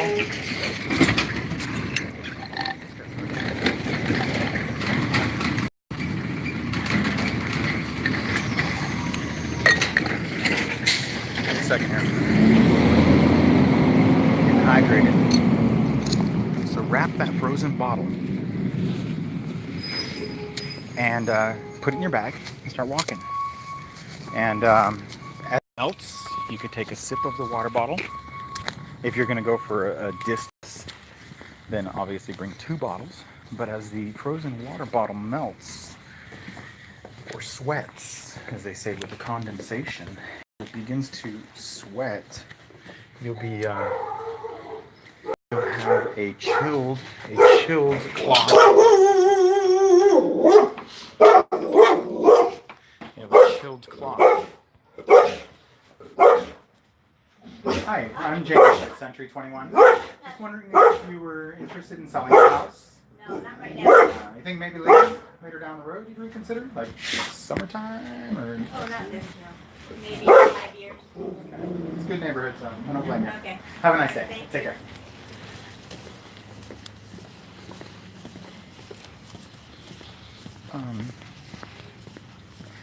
So you will have a chilled cloth that every once in a while, you know, when you take a sip, wipe your face off. Here's another pro tip. Visine. Now my eyes are blasted right now because, well, it's hot, right? But I have to have Visine.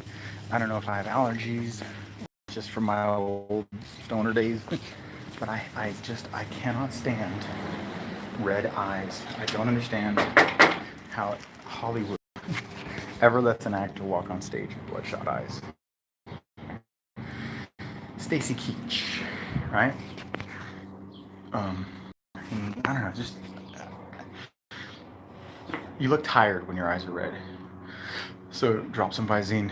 My a Visine of choice, and this is all in my Doorknock Mastery course, believe it or not. The kind of underwear, the kind of shoes, the kind of socks, the marketing templates, the scripts, the dialogues. There's a lot of NLP going on, neuro-linguistic programming, and subliminal messages or body language that is involved. This is not just like knocking on a door and asking a question. If you guys are paying any attention, like physically what I'm doing, you will notice that there is a lot more going on than just me asking a question. I'm looking, I'm dropping, what am I leading? How do I, just whatever, it's that's why you trust the man, okay? Trust me. So anyhow, let me render this video.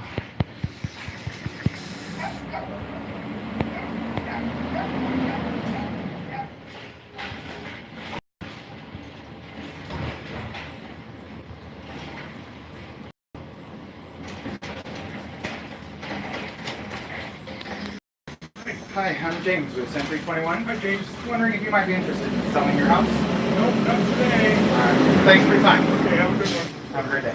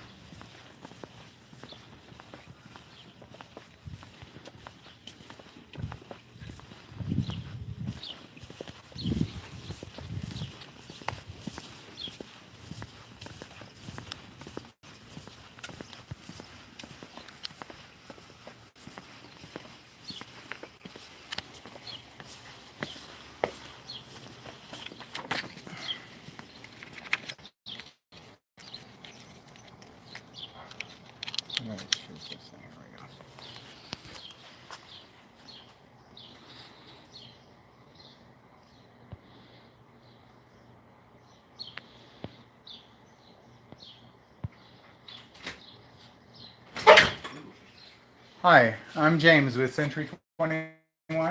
I was just wondering if you were interested in selling your house. No. Thank you for your time. Have a great day.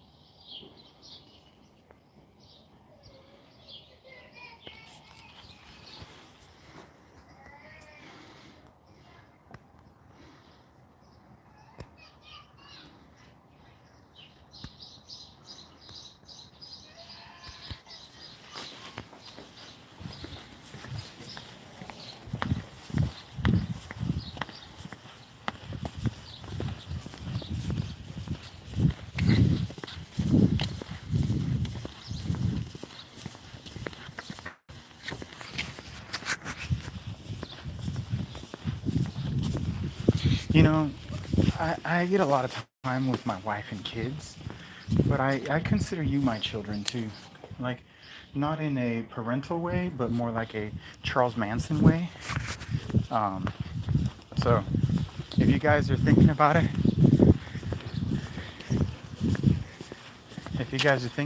give me a chance to show you. Give me a chance to show you how. There's a dog sitting on the lawn. He's pretty big. He's wagging his tail, but I'm not enough of a dog lover to walk up to that door. He yells to the new. Just not in the mood to get bitten by a large dog today.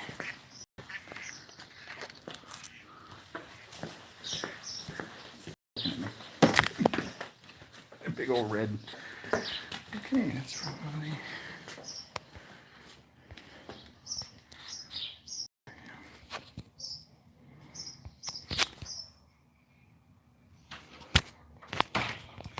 Hi, I'm James with Century 21. Yes. Just wondering if you might be interested in selling your house. Yeah. And thank you for your time. Have a nice day.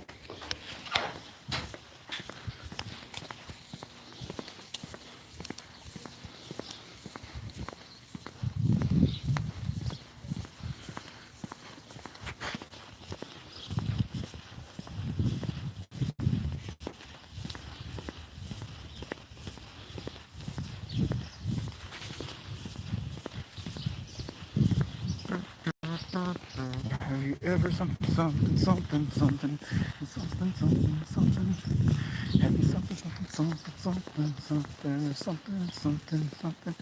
No. You like that song? So I got the new Apple AirPods. Oh, hell. Of course, my song comes on as I'm trying to justify relapse.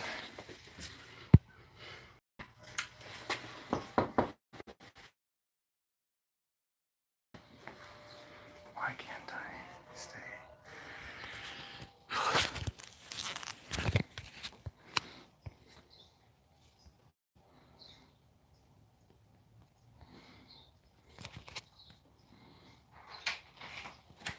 Hi, I'm James with Century 21. Just wondering if you might be interested in selling your house. Not at all. All right, well, thank you for your time. Oh, hey, by any chance, are you an original owner in the No, neighborhood? no, no. All right. Well, thanks for your time. Have a great day.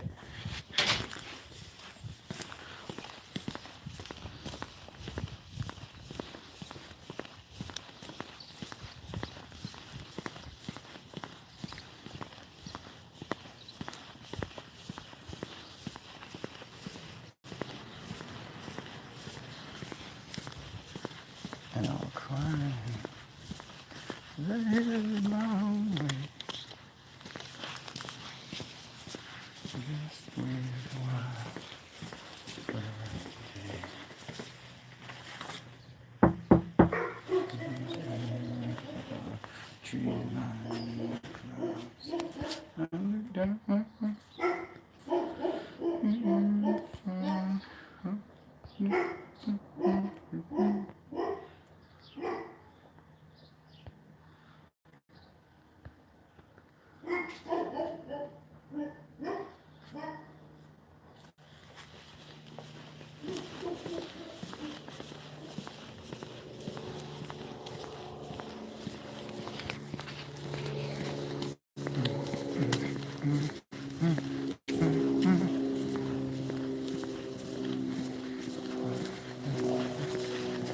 So I've got a couple of students here who are exclusively for knocking out.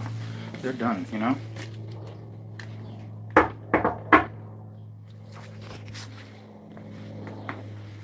They're like, I'm not calling anymore. And to those I say, go for it. There's nothing more effective than door knocking. Building endurance and having tenacity, you know. Mm-hmm.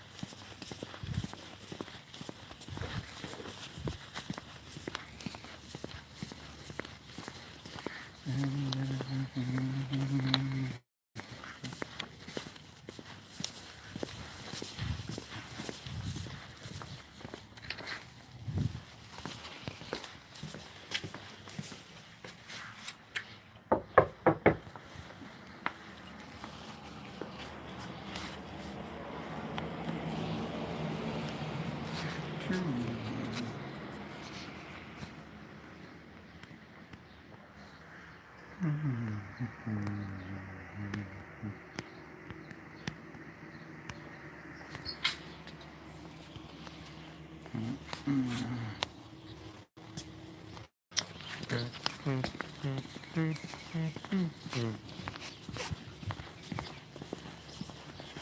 a guy dropping off shit. Please. LOL. Fucking kidding me. He's got a bag. He's dropping off stuff, but he's not knocking. Is that what you guys are fucking doing? Does he really think not knocking? Look at that guy. Fucking clown. Fucking clown. Fucking clown.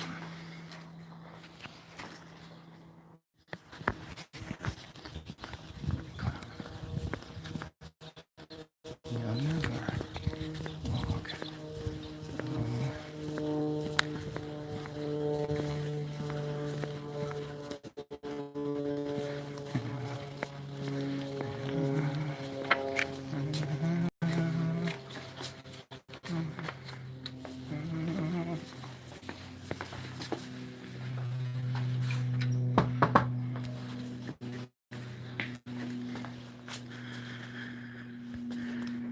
choosing a farm in real estate.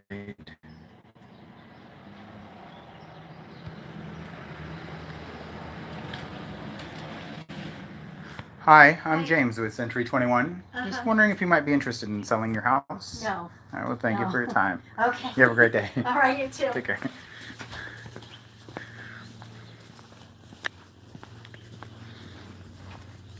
Hey Siri, listen to podcasts.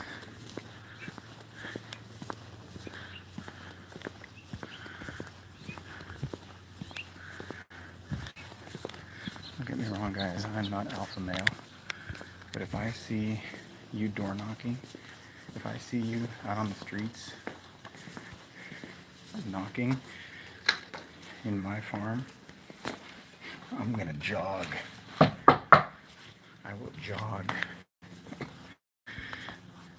to the doors.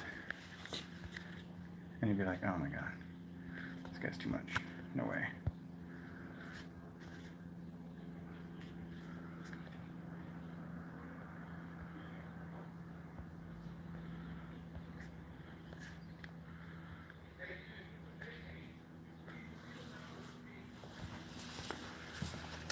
I will run.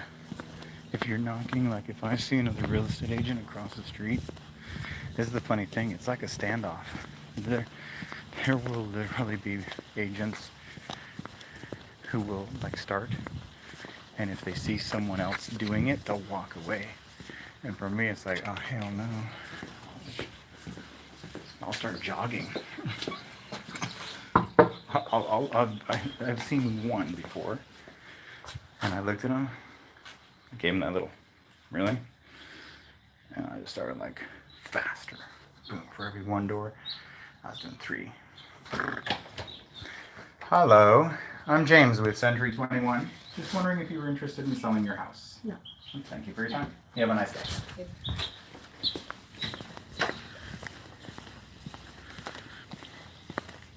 I think this dude was in this neighborhood because he looked like he had a pouch similar to mine, and he was walking up to the doors, but he was being stopped. And as soon as he saw me, he turned around and started walking down the street. And I could see some of the propaganda here. I'm just like, dude, what the fuck's the matter with you guys? Why don't you knock? Seriously? Unless it is before 9 a.m., don't fucking be leaving stuff at the door, okay? Do not be leaving stuff at the door before 9 a.m. without knocking. You guys dig? Can I help you, please? Hi, I'm James. Just wondering if you guys might.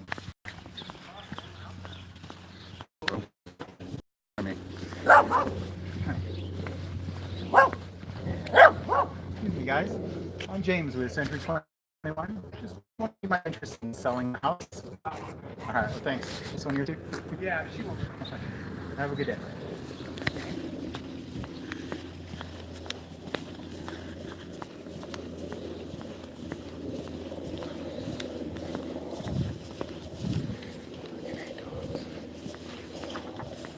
I love my dog and most other dogs.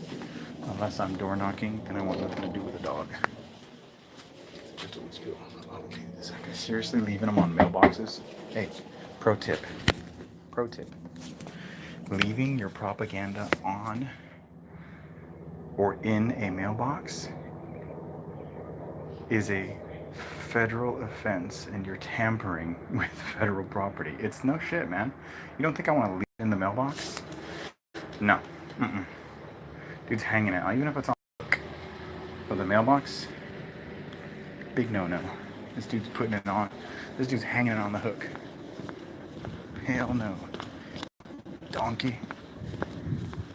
What's the matter with you, you donkey? Stupid donkey. Oh, okay, should I be turning around? Because there are no houses here. Okay. Alright. Let's do this. Package deliveries. Alright.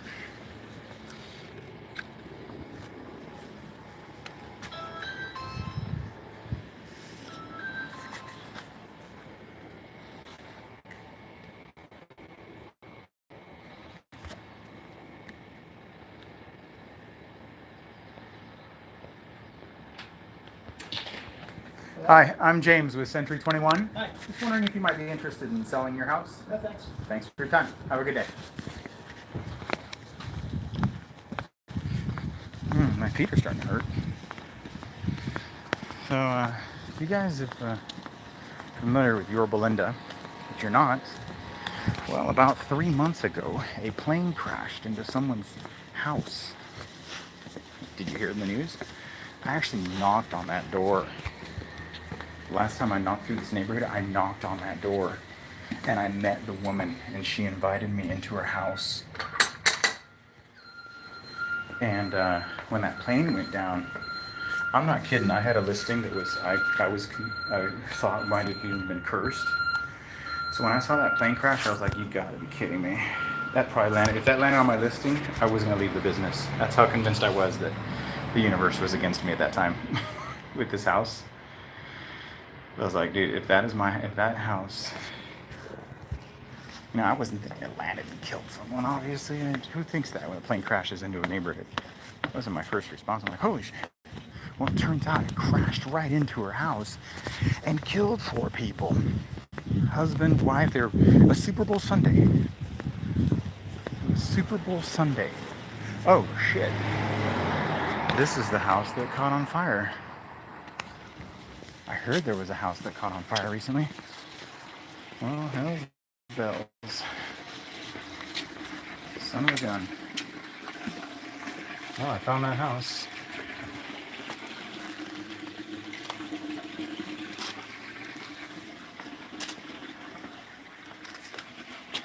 That house caught on fire. I heard a house caught on fire. This neighborhood has had like 3 fires and a plane crash. Is there the universe? Something going on with the universe and this? Yeah, I heard about a house catching on fire here, and oh, there it is. I heard one a couple of months ago too.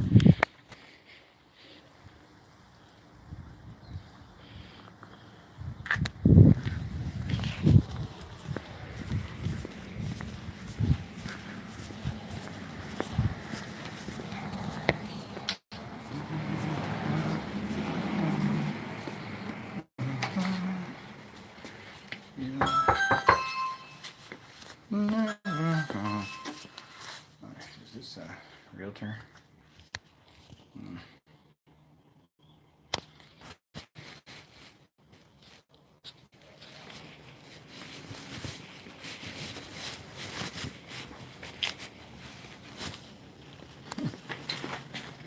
Hey, I'm James with Century 21. Just wondering if you might be interested in selling your house. No, I think I'm aware my daughter is a real estate agent. Thank you for your time. You have a wonderful day. And take care.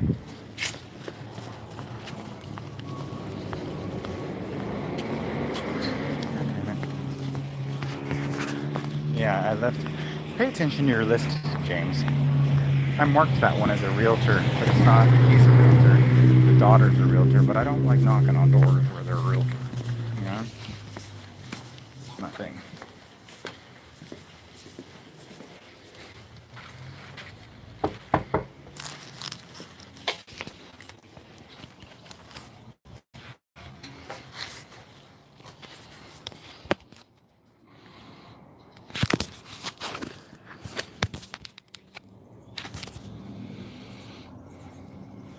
Is no one chatting in here? Top chat? Live chat? 5 people just looking up my nose, huh? Alright, well, let's take a look here. This one, 2 doors down, is a lead. Yeah, there he is right there. He was a lead last time I was here, 196 days ago, so I would like to try to rehash this one.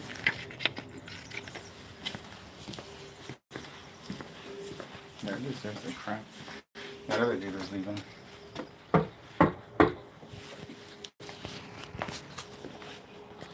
There's 2 leads on this. You want this one, and then the next one is a lead too. Nice. Got through the next 4 doors are one of my leads.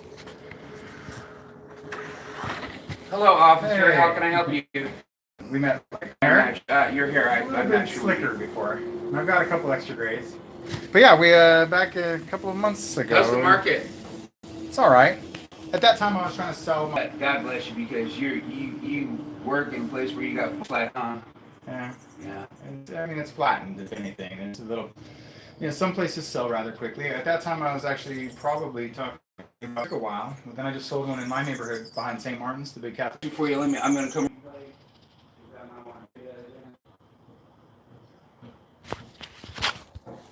Ready?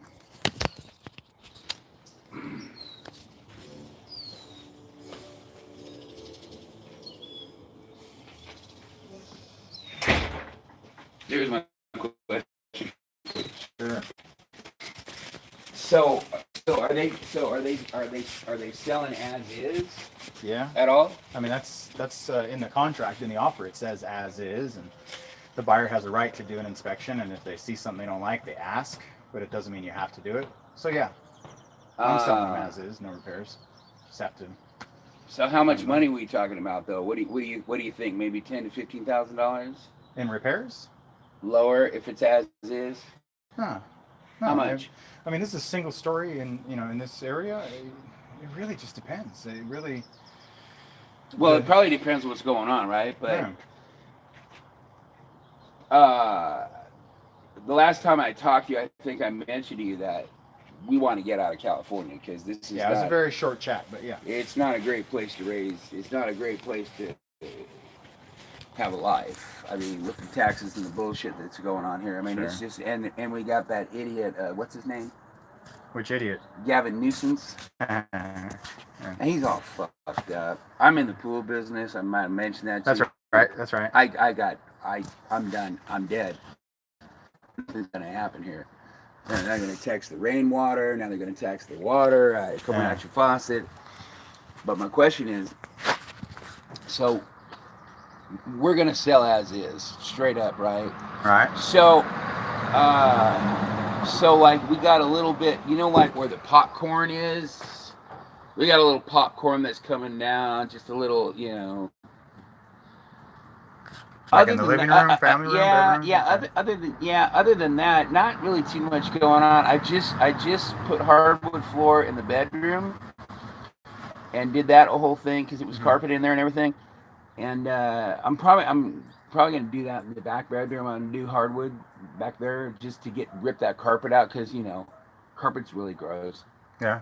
But so my only question really is we're kind of looking at it. We're kind of like as is right now is not the end of the world. Okay. What's making the popcorn come down? Moisture or just time? Mm-hmm. So you had a leak in the roof? Uh huh. Is it still active? Uh huh. Okay. How bad is it? It's real spotty. Okay. We'll get 4 inches of rain, nothing. Right. Inch and a half of rain, little bit on the floor, less than 3 tablespoons. You ever had it checked out? I can do it myself. Okay. All I need to do is get up there and just find out where it is. Okay. Okay, all that stuff. We have a skylight there too that has kind of the same situation. That leak actually did come from the skylight, a little crack in the skylight. That happens. A little bit of the popcorn's kind of hanging down or whatever, so I can be all right. I mean, backyard's good, pond. It's got a big pond back there, koi fish, the whole deal, waterfall. What do you think it's worth? I don't know. They probably. I really don't know because I don't know what they're going for. I don't know about. All I know is maybe between 6 and 7. Yeah. All day long. All day long. Yeah. New garage door. New garage door. For the name, yeah. Yeah. Vicky, I went to high school with. She just doesn't want to live. Oh, you applied for that job. You know what? Look, I'm hooked up with Vicky. The problem is with my mom. She just. I'm going to AZ tonight, and I'm going to do some speculating on some property out there. Okay. Mom's probably going to North Tucson. Okay. And she needs to get out of here. She's 70. She's 75. So you taking care of her? Well, she's Armenian, so she's gonna she's probably got 20 more years to go. Stubborn. No, I mean she'll probably live. Her father died at 104. The other grandma died at 102. Sister died at 102. So what's the plan then? You guys go to Arizona. She goes to a home or gets a home. She goes to North Phoenix. I'm trying to get her into a 60 and over. Okay, it's an active community then. Okay. Does she need physical care or just? Nah, she's stronger than both of us put together. Right. So yeah, just in a little active 60 and over. Yeah, but here's the deal. Vicky, like I said, I went to grammar school with Vicky. Mm-hmm. So, yeah, I mean, I'll tell you what. Just come back if it starts to get serious, right?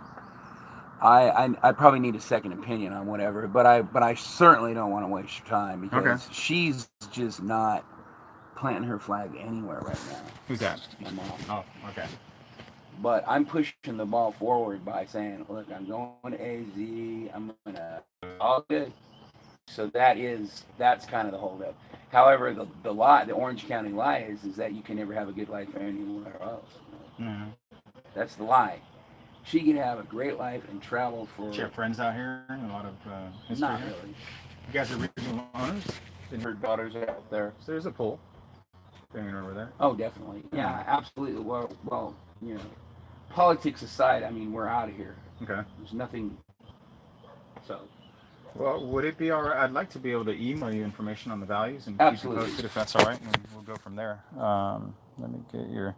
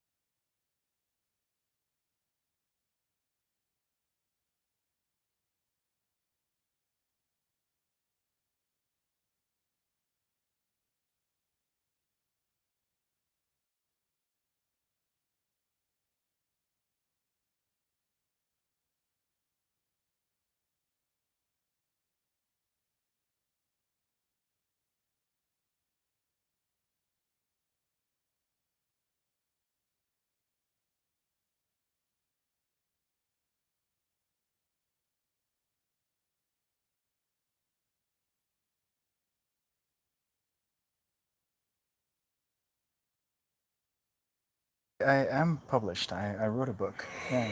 What did you do? What do you mean? What'd you write?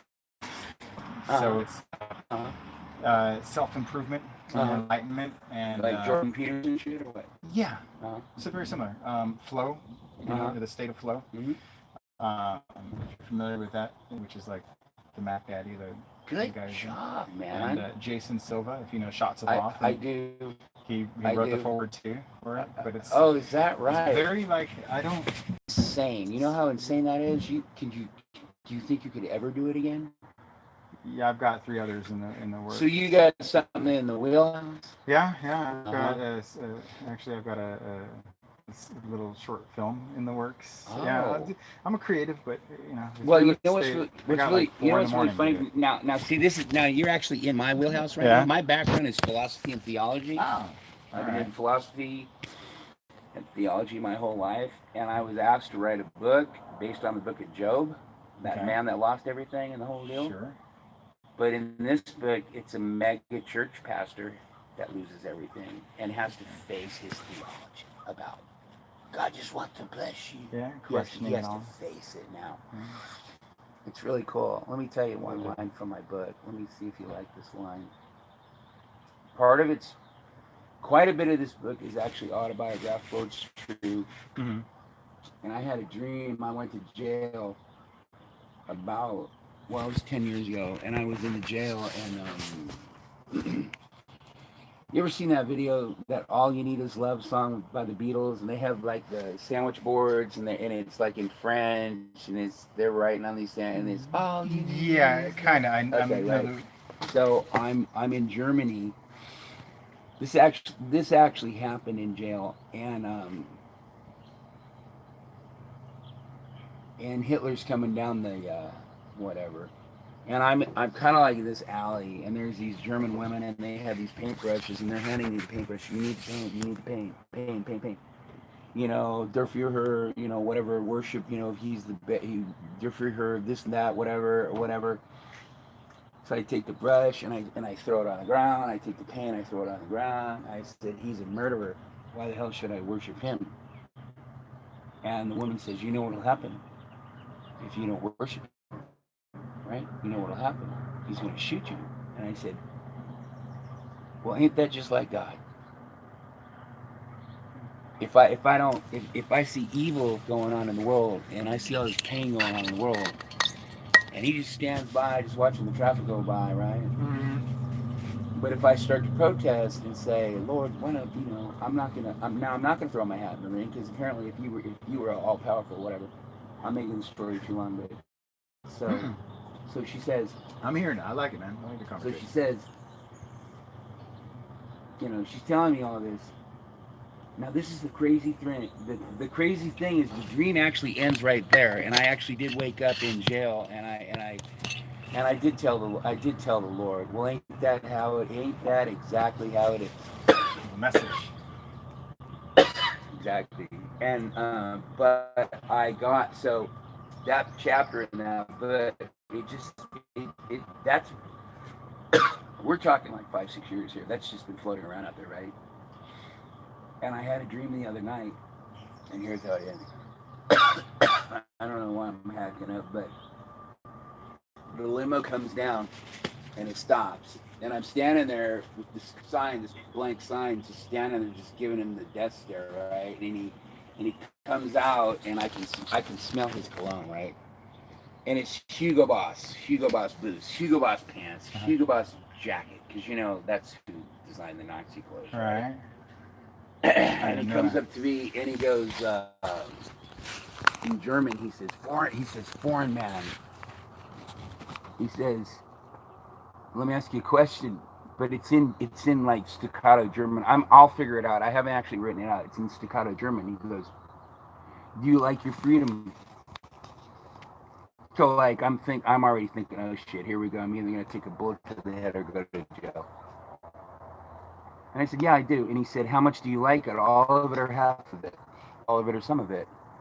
I said, all of it. And then he starts screaming, and he's got that stick or whatever he had. Right. And he just starts slapping the stick, and he just starts screaming at me, 9, 9, 9, 9. And of course, the women, everyone's backing up because Hitler's flipping out. And he said, let me tell you what's going to happen. Your baby's going to die, and you're going to say that I don't exist. Your mother's going to die, and you're going to say I don't exist. You don't want freedom. But if I give it to you, you're going to hate me for it. That's just the free will theological argument straight there out of Hitler's mouth. Pretty cool, huh? That's pretty crazy. You're running into Hitler more than one occasion in your dreams. Isn't that crazy? Yeah, yeah. Hitler's a metaphor for it's a metaphor. So yeah, what he was saying is, do you like your freedom? Yes, I do. How much do you? And so it's kind of it's a non sequitur. Do you like all of it or half of it? And I'm like, I like all of it. This is a free will argument from my seminary years. Do you like half of it or all of it? Well, I like all of it. And then he just starts yelling at me, no, you don't. Because when your baby dies and your mama dies or your kid, commits suicide, you're going to come at me and you're going to say, I don't exist. And then you're going to say, it's Hitler's fault. It's my fault. A test of your and faith that's an atheistic argument about why God doesn't exist. Right. So why does it come from Hitler? I know. Do you know who J.P. Moreland is? The name is super. He's an American theologian, and I gave him 5 chapters, and he told me straight up that he would write the foreword to my book. He was like blown away. There's a lot of language in there. There's a lot of profanity in there. J.P. Moreland. It's not written for believers. It's written for people who have made contact with God or church and who have been really, really hurt. That's who it's for. And if you think about where we live, J.P. Moreland, where we live, 40-mile radius, 2/3 of the largest churches in the country are in this 40-mile radius. So there's a lot of people here who have been really hurt and really burned and will never darken the door of the church again, will never believe in God again. And so I kind of got a little bird whispered to me, and he said, "You know what? You can do this. You can do this." Yeah. So that's what I'm doing. That's why JT Marlin sounds JP familiar. Marlin. Yeah, JP Marlin. When he said JT Marlin, I'm like, where have I heard that? That's the name of the company that, you know, that movie Boiler Room with Vincent D'Onofrio. Yeah, I do. That's the name of the brokerage firm that they work for. No, it's JP Marlin. JP Actually, Marlin, JP goes to my church, Yeah. and I go to Vineyard, Huh. and you know, I've talked to him about the book. You know, I mean, it's such a it's so scary because if you break out of this, if you break out of the evangelical Christian subculture and you really try to push the ball forward, you will be attacked. Sure. It's all caps. You're going to hell. You're full of shit. Whatever. I told JP that, but JP's done it. JP's written over 50 books. He is the quintessential American theologian. And so he knows what's on the radar. I gotta tell you something, brother. I've got about 4 chapters to go, and I'll be done. For the life of me, I cannot bring myself to pull the trigger. You gotta do it, man. You gotta do it. Well, God bless you. It's cool you got published, man. That's really cool. You know, really cool. Was it self-published? Yeah. You got to be somebody big to actually get, you know, a publisher, but you push it through the system. Most, you know, a lot of books are getting big now with self-publishing, just word of mouth. You got the right. Well, the thing about JP that's so cool is he is such a huge name, and you know, we've talked before and he just keeps telling me what you're attempting to do is completely insane, but your work is so important. I want you to know that. Right. I went to seminary, and half of the books in my seminary were written by J.P. Moreland, right? I mean, you know, this guy is the godfather. He's like the James Brown of theology, right? Wow. And so it's a big deal, but I'm not a writer. And so that if a bird came to me and said, I want you to write a book on theology about the resurrection. Game on, I can do it in my sleep. That's not what happened. It's like, I want you to write a novel about the book of Job, and I want you to be a voice and a light for people who've been really hurt by the church theologically. And it's like, you son of a bitch. Do it. I'll read it. Sounds very interesting. Well, you got my email, so you're probably chances that you're going to get a few chapters are pretty good. All right. All right. And you're going to like it too. What's your background, faith-wise? My mom and dad were Catholic, and then I was born in Peru. And right on. Are you Peruvian? Peruvian, yeah. Peruvian Italian. I swear to you, dude, I could not tell. Nah, Peruvians are ugly. So thanks. Hey, stop it. My last girlfriend is Peruvian and Costa Rican, and she is absolutely There's gorgeous. a thick line between the beautiful. Really gorgeous. Yeah, like I can usually spot a Peruvian. I can only spot the Irish. Yeah. Because I'm Sicilian. So we got a little history with the mob and Irish people in Sicily. Like, a lot. So. But yeah, Peruvian, Italian. But my background, I was born into Mormon. My parents converted to Mormonism when I was born. Peruvian and Italian. Yeah. What and a Irish. piece of work. And Irish. Holy shit. Irish. You know what? I actually can't. Honestly, I just can't see. I really can't see anything. Yeah. I would say if I was going to take a shot at it, I'd say actually I can't, because you have a very unique look. So there's nothing. Yeah, no. But as soon as I was 14 or 15, I stopped going to church when my parents couldn't make me go anymore. So, you know, I have a good understanding of the New Testament and parts of the Old Testament. But as far as my faith, it's just be good. You know. Well, you know, Mormonism. Ten Commandments are pretty. Mormonism. Strong. Mormonism and all forms of fundamentalism they do something to the brain in a very, very toxic way that takes a long time to heal from. And I know that coming from a Pentecostal background and a fundamentalist Pentecostal background. So it really takes so many years to actually get over this kind of hangover, right, of fundamentalism.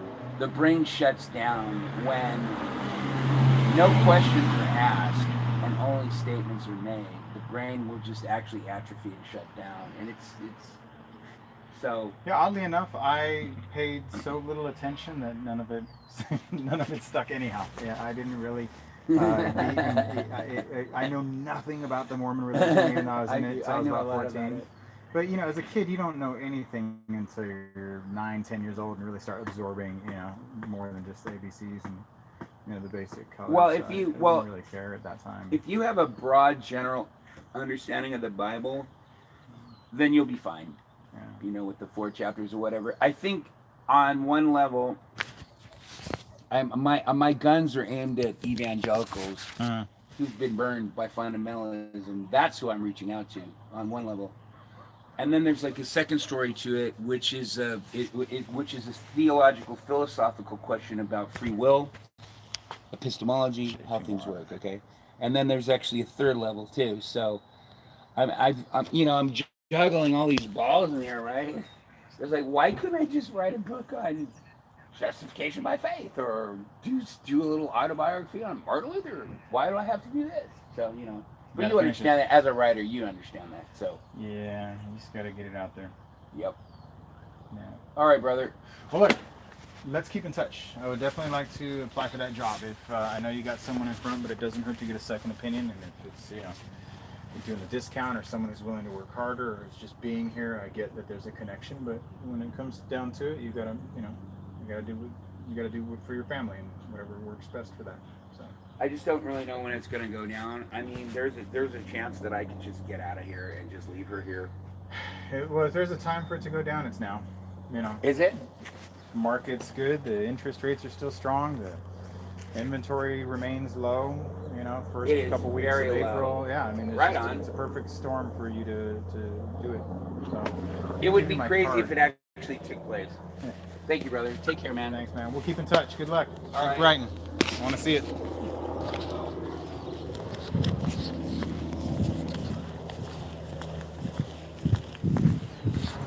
All right. You guys are like, what the? Okay.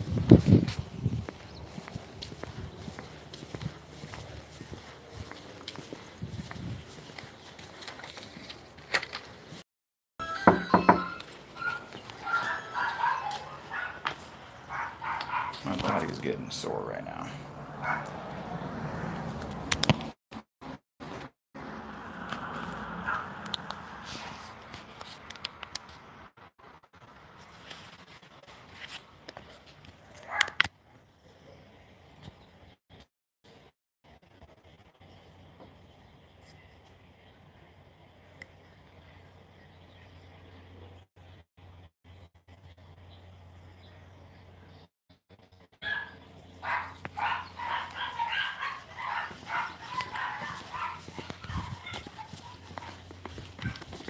Alright, so like I was saying earlier, this one and the next one are leads.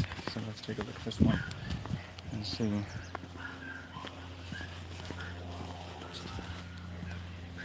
Excuse me, guys. We'll talk later.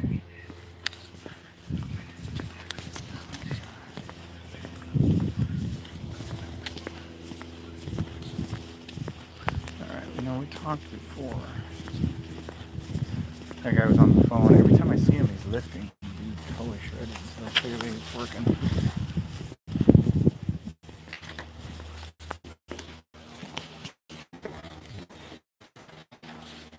And this one is on my mailer, so I know they're getting my content. Great day. Take care. All right. I've gone very far from my car.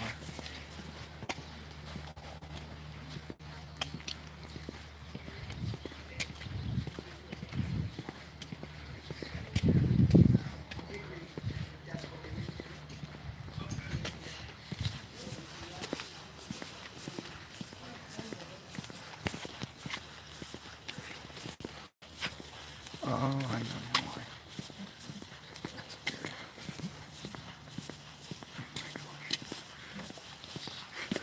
640. Wow, am I far? I'm like, I'm probably a good 3/4 of a mile from my car. Okay, so my body is hurting. I've definitely pushed myself. I don't know, real quick. Let's see. Holy crap. I just hit a wall. Physically, a wall. Let's see, how many doors have I hit today? Done. But this is coming off of a, this is the funny thing, okay. 60? No way. I have missed a couple of doors. Quite a bit. Let's see, not home. Not home. Not home. I'm definitely over 100. I don't know why. So many of these are not marked. Not home.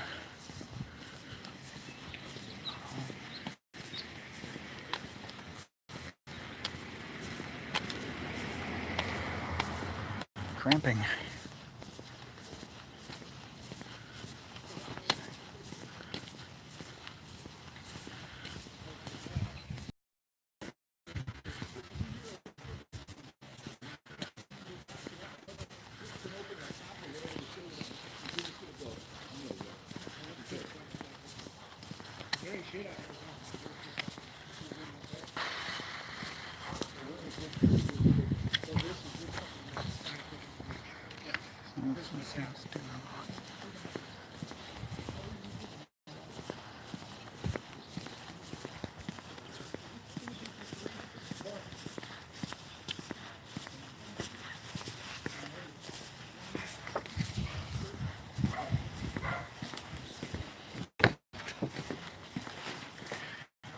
Another 45 minutes before I get up to the top of the hill. As long as no one stops me.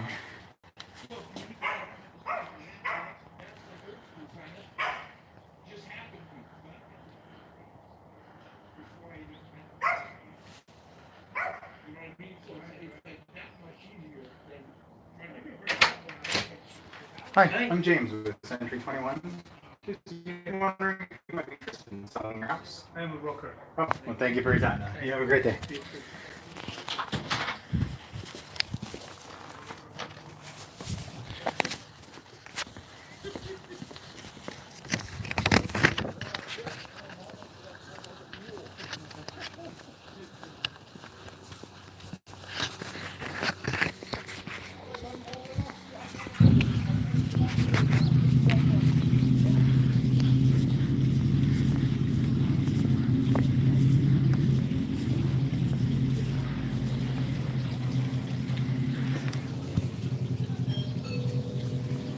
Hey, old man.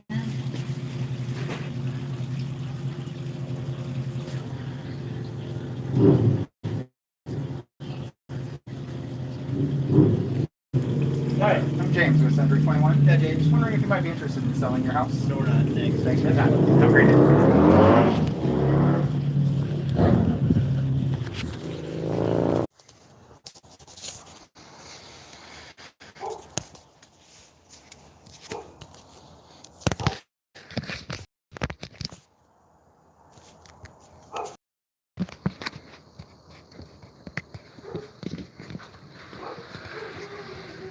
Hello. How you doing? Hi, thank you for your time. You have a great day. You too.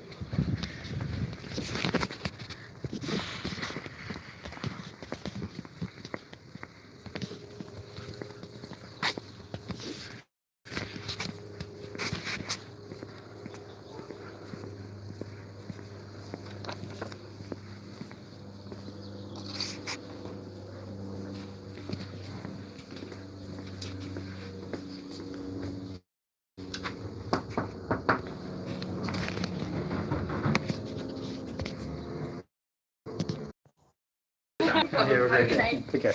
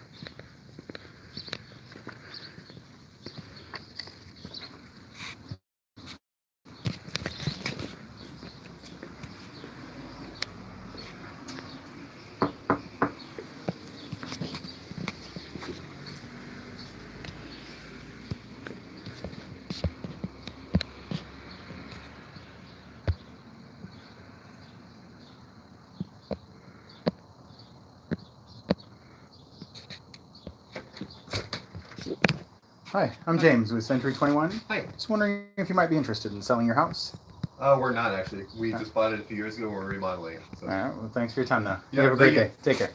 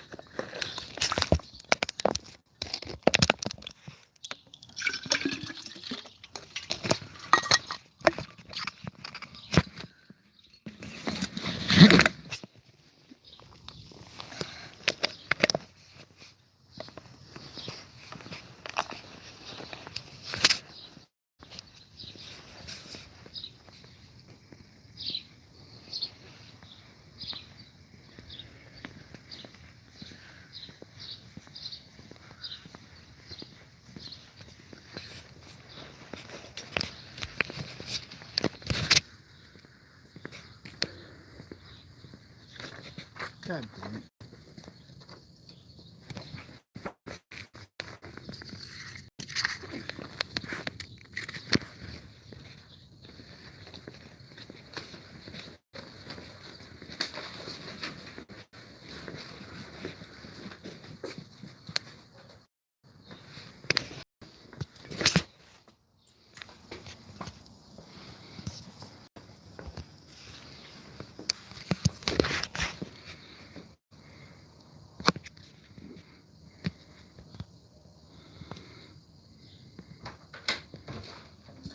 Hi, I'm James with Century 21. Not interested. Thanks for your time. Have a good day.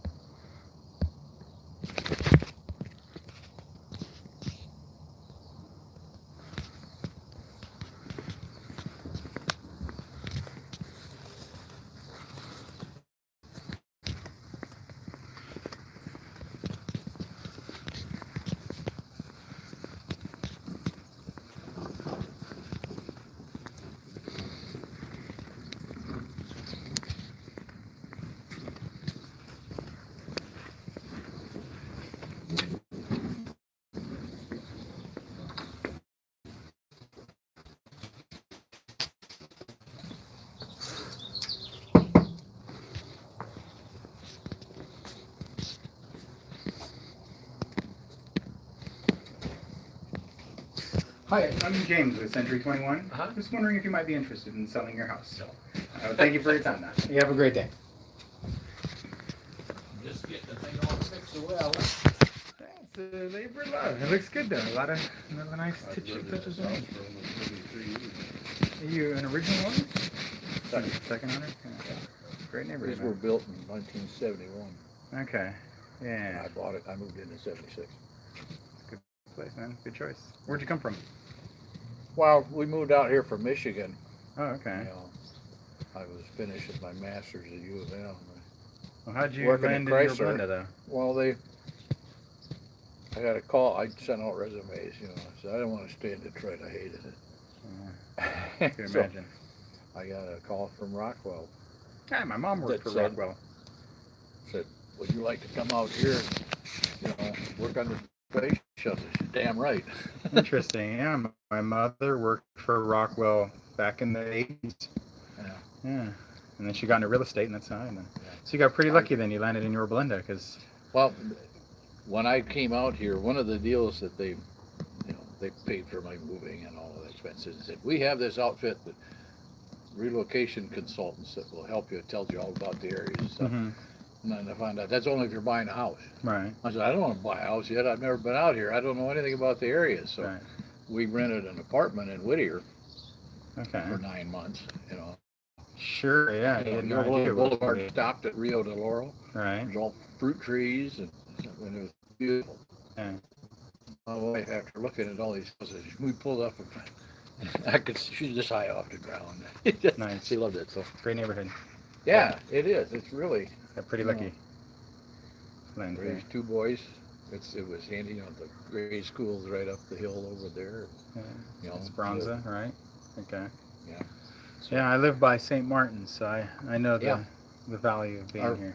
It's a great place. Our friends over on Oak Meadow, we used to go with them. They always had things going on over at St. Martin's. It's very busy. I literally live right next to the pastor, so every morning. It's a very noisy place, man. Trucks going in and out. The Oktoberfest. Oh yeah, the October. All day, all my night. granddaughter. Gardeners are like 5:30, 6 o'clock in the morning, firing up their blowers and stuff. Yeah, it's pretty. Yeah. It's pretty loud. It's all right. It's like holy land right there, I'm sure. Yeah, I still like this area. Great place. When the kids were getting, growing up, and I needed to put them in separate bedrooms, I'm going to lose my office. This was 3 bedroom. Yeah. So we went out looking, and I said, Jesus Christ, this thing I bought for $50,000, they want $300,000 now. Yeah. Put a second floor on. Oh, is that okay? I was gonna say it doesn't look like it's the original. Very cool. Yeah. So how many square feet you got now? 2,500. Wow. Yeah, that's big for the neighborhood. Upstairs, yeah. It's got a big game room, 2 bedrooms, walk-in closet, bathroom. Yeah, and the master's downstairs. Exactly. Yeah. Upstairs. You don't even need any shut downstairs or in and out to the That's kids if they want to come home or grandkids or whatever. We used to have everybody in the family would come here at Christmas time because it was warm. Yeah. Everybody was back in Michigan and scattered all across the country. Like 14 people sleeping here, I believe you got space. And we made it. A white picket fence? No, you're happily ever after here. I'm James, by the way. James, Bob. Bob, good to meet you, man. Yeah. Thank you for your time, though. Sure. You have a wonderful evening. Great place. Pleasure meeting you. See you around.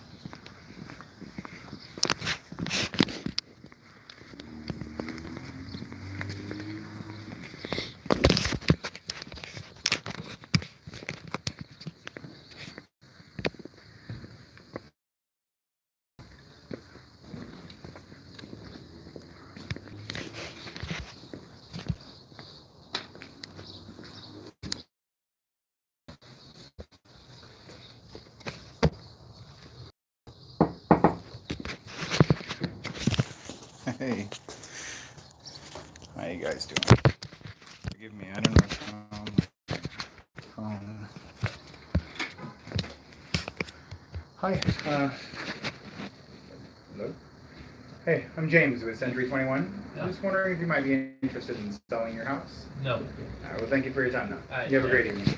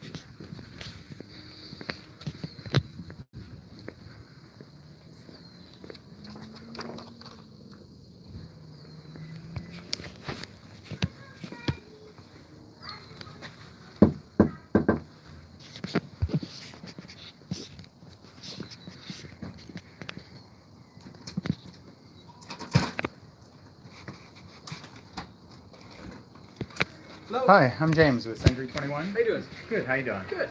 I was just wondering if you might be interested in selling your house. No, not right now. Alright, well thank you for your time though. Thank you. You have a great Have a day. good day. Take care.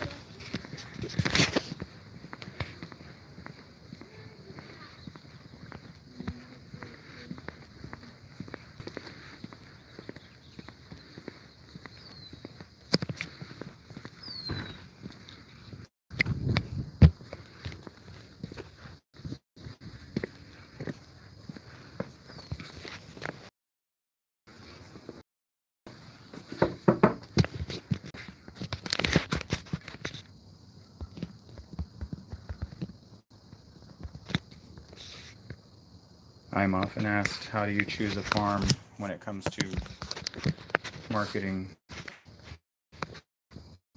in real estate?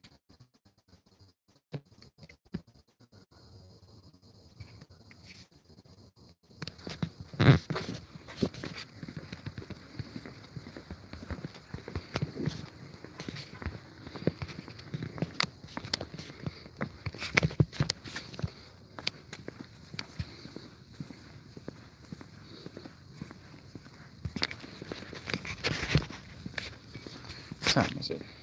7:04? Yep. I might get. I'm starting to see lights though. I'm starting to see lights. As soon as you start to see lights, the sun's going down. Okay? Just know that.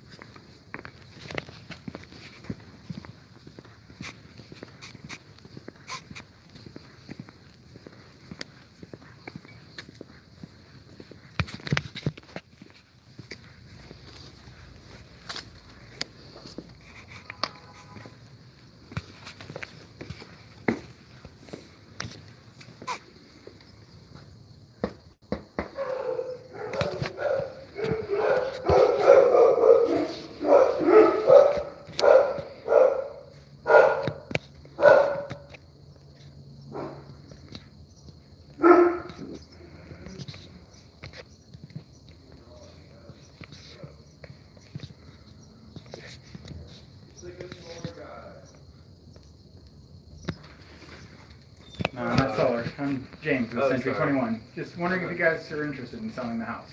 Well, I'm very interested in selling the house.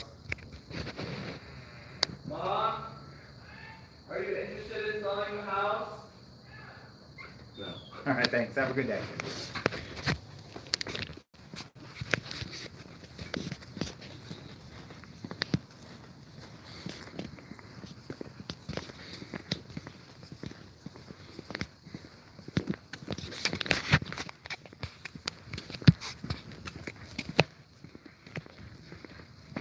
So I'm hoping I doubt it. I'm hoping I doubt it. Hoping I get all the way back. You know what? Realistically, should I? Fuck. I should start walking back to my car, like right now. Because tomorrow I'm gonna pick up. Yeah, tomorrow I gotta pick up and sweep. Alright, guys, ladies and gentlemen, boys and girls, thank you for joining me. I gotta get back and get on my telephones, and just by the looks of this, yeah. If I start here, the flow of my sweeping in and out will be jarred. So I was able to do a very lengthy, but now the next one's gonna be. All right. Okay.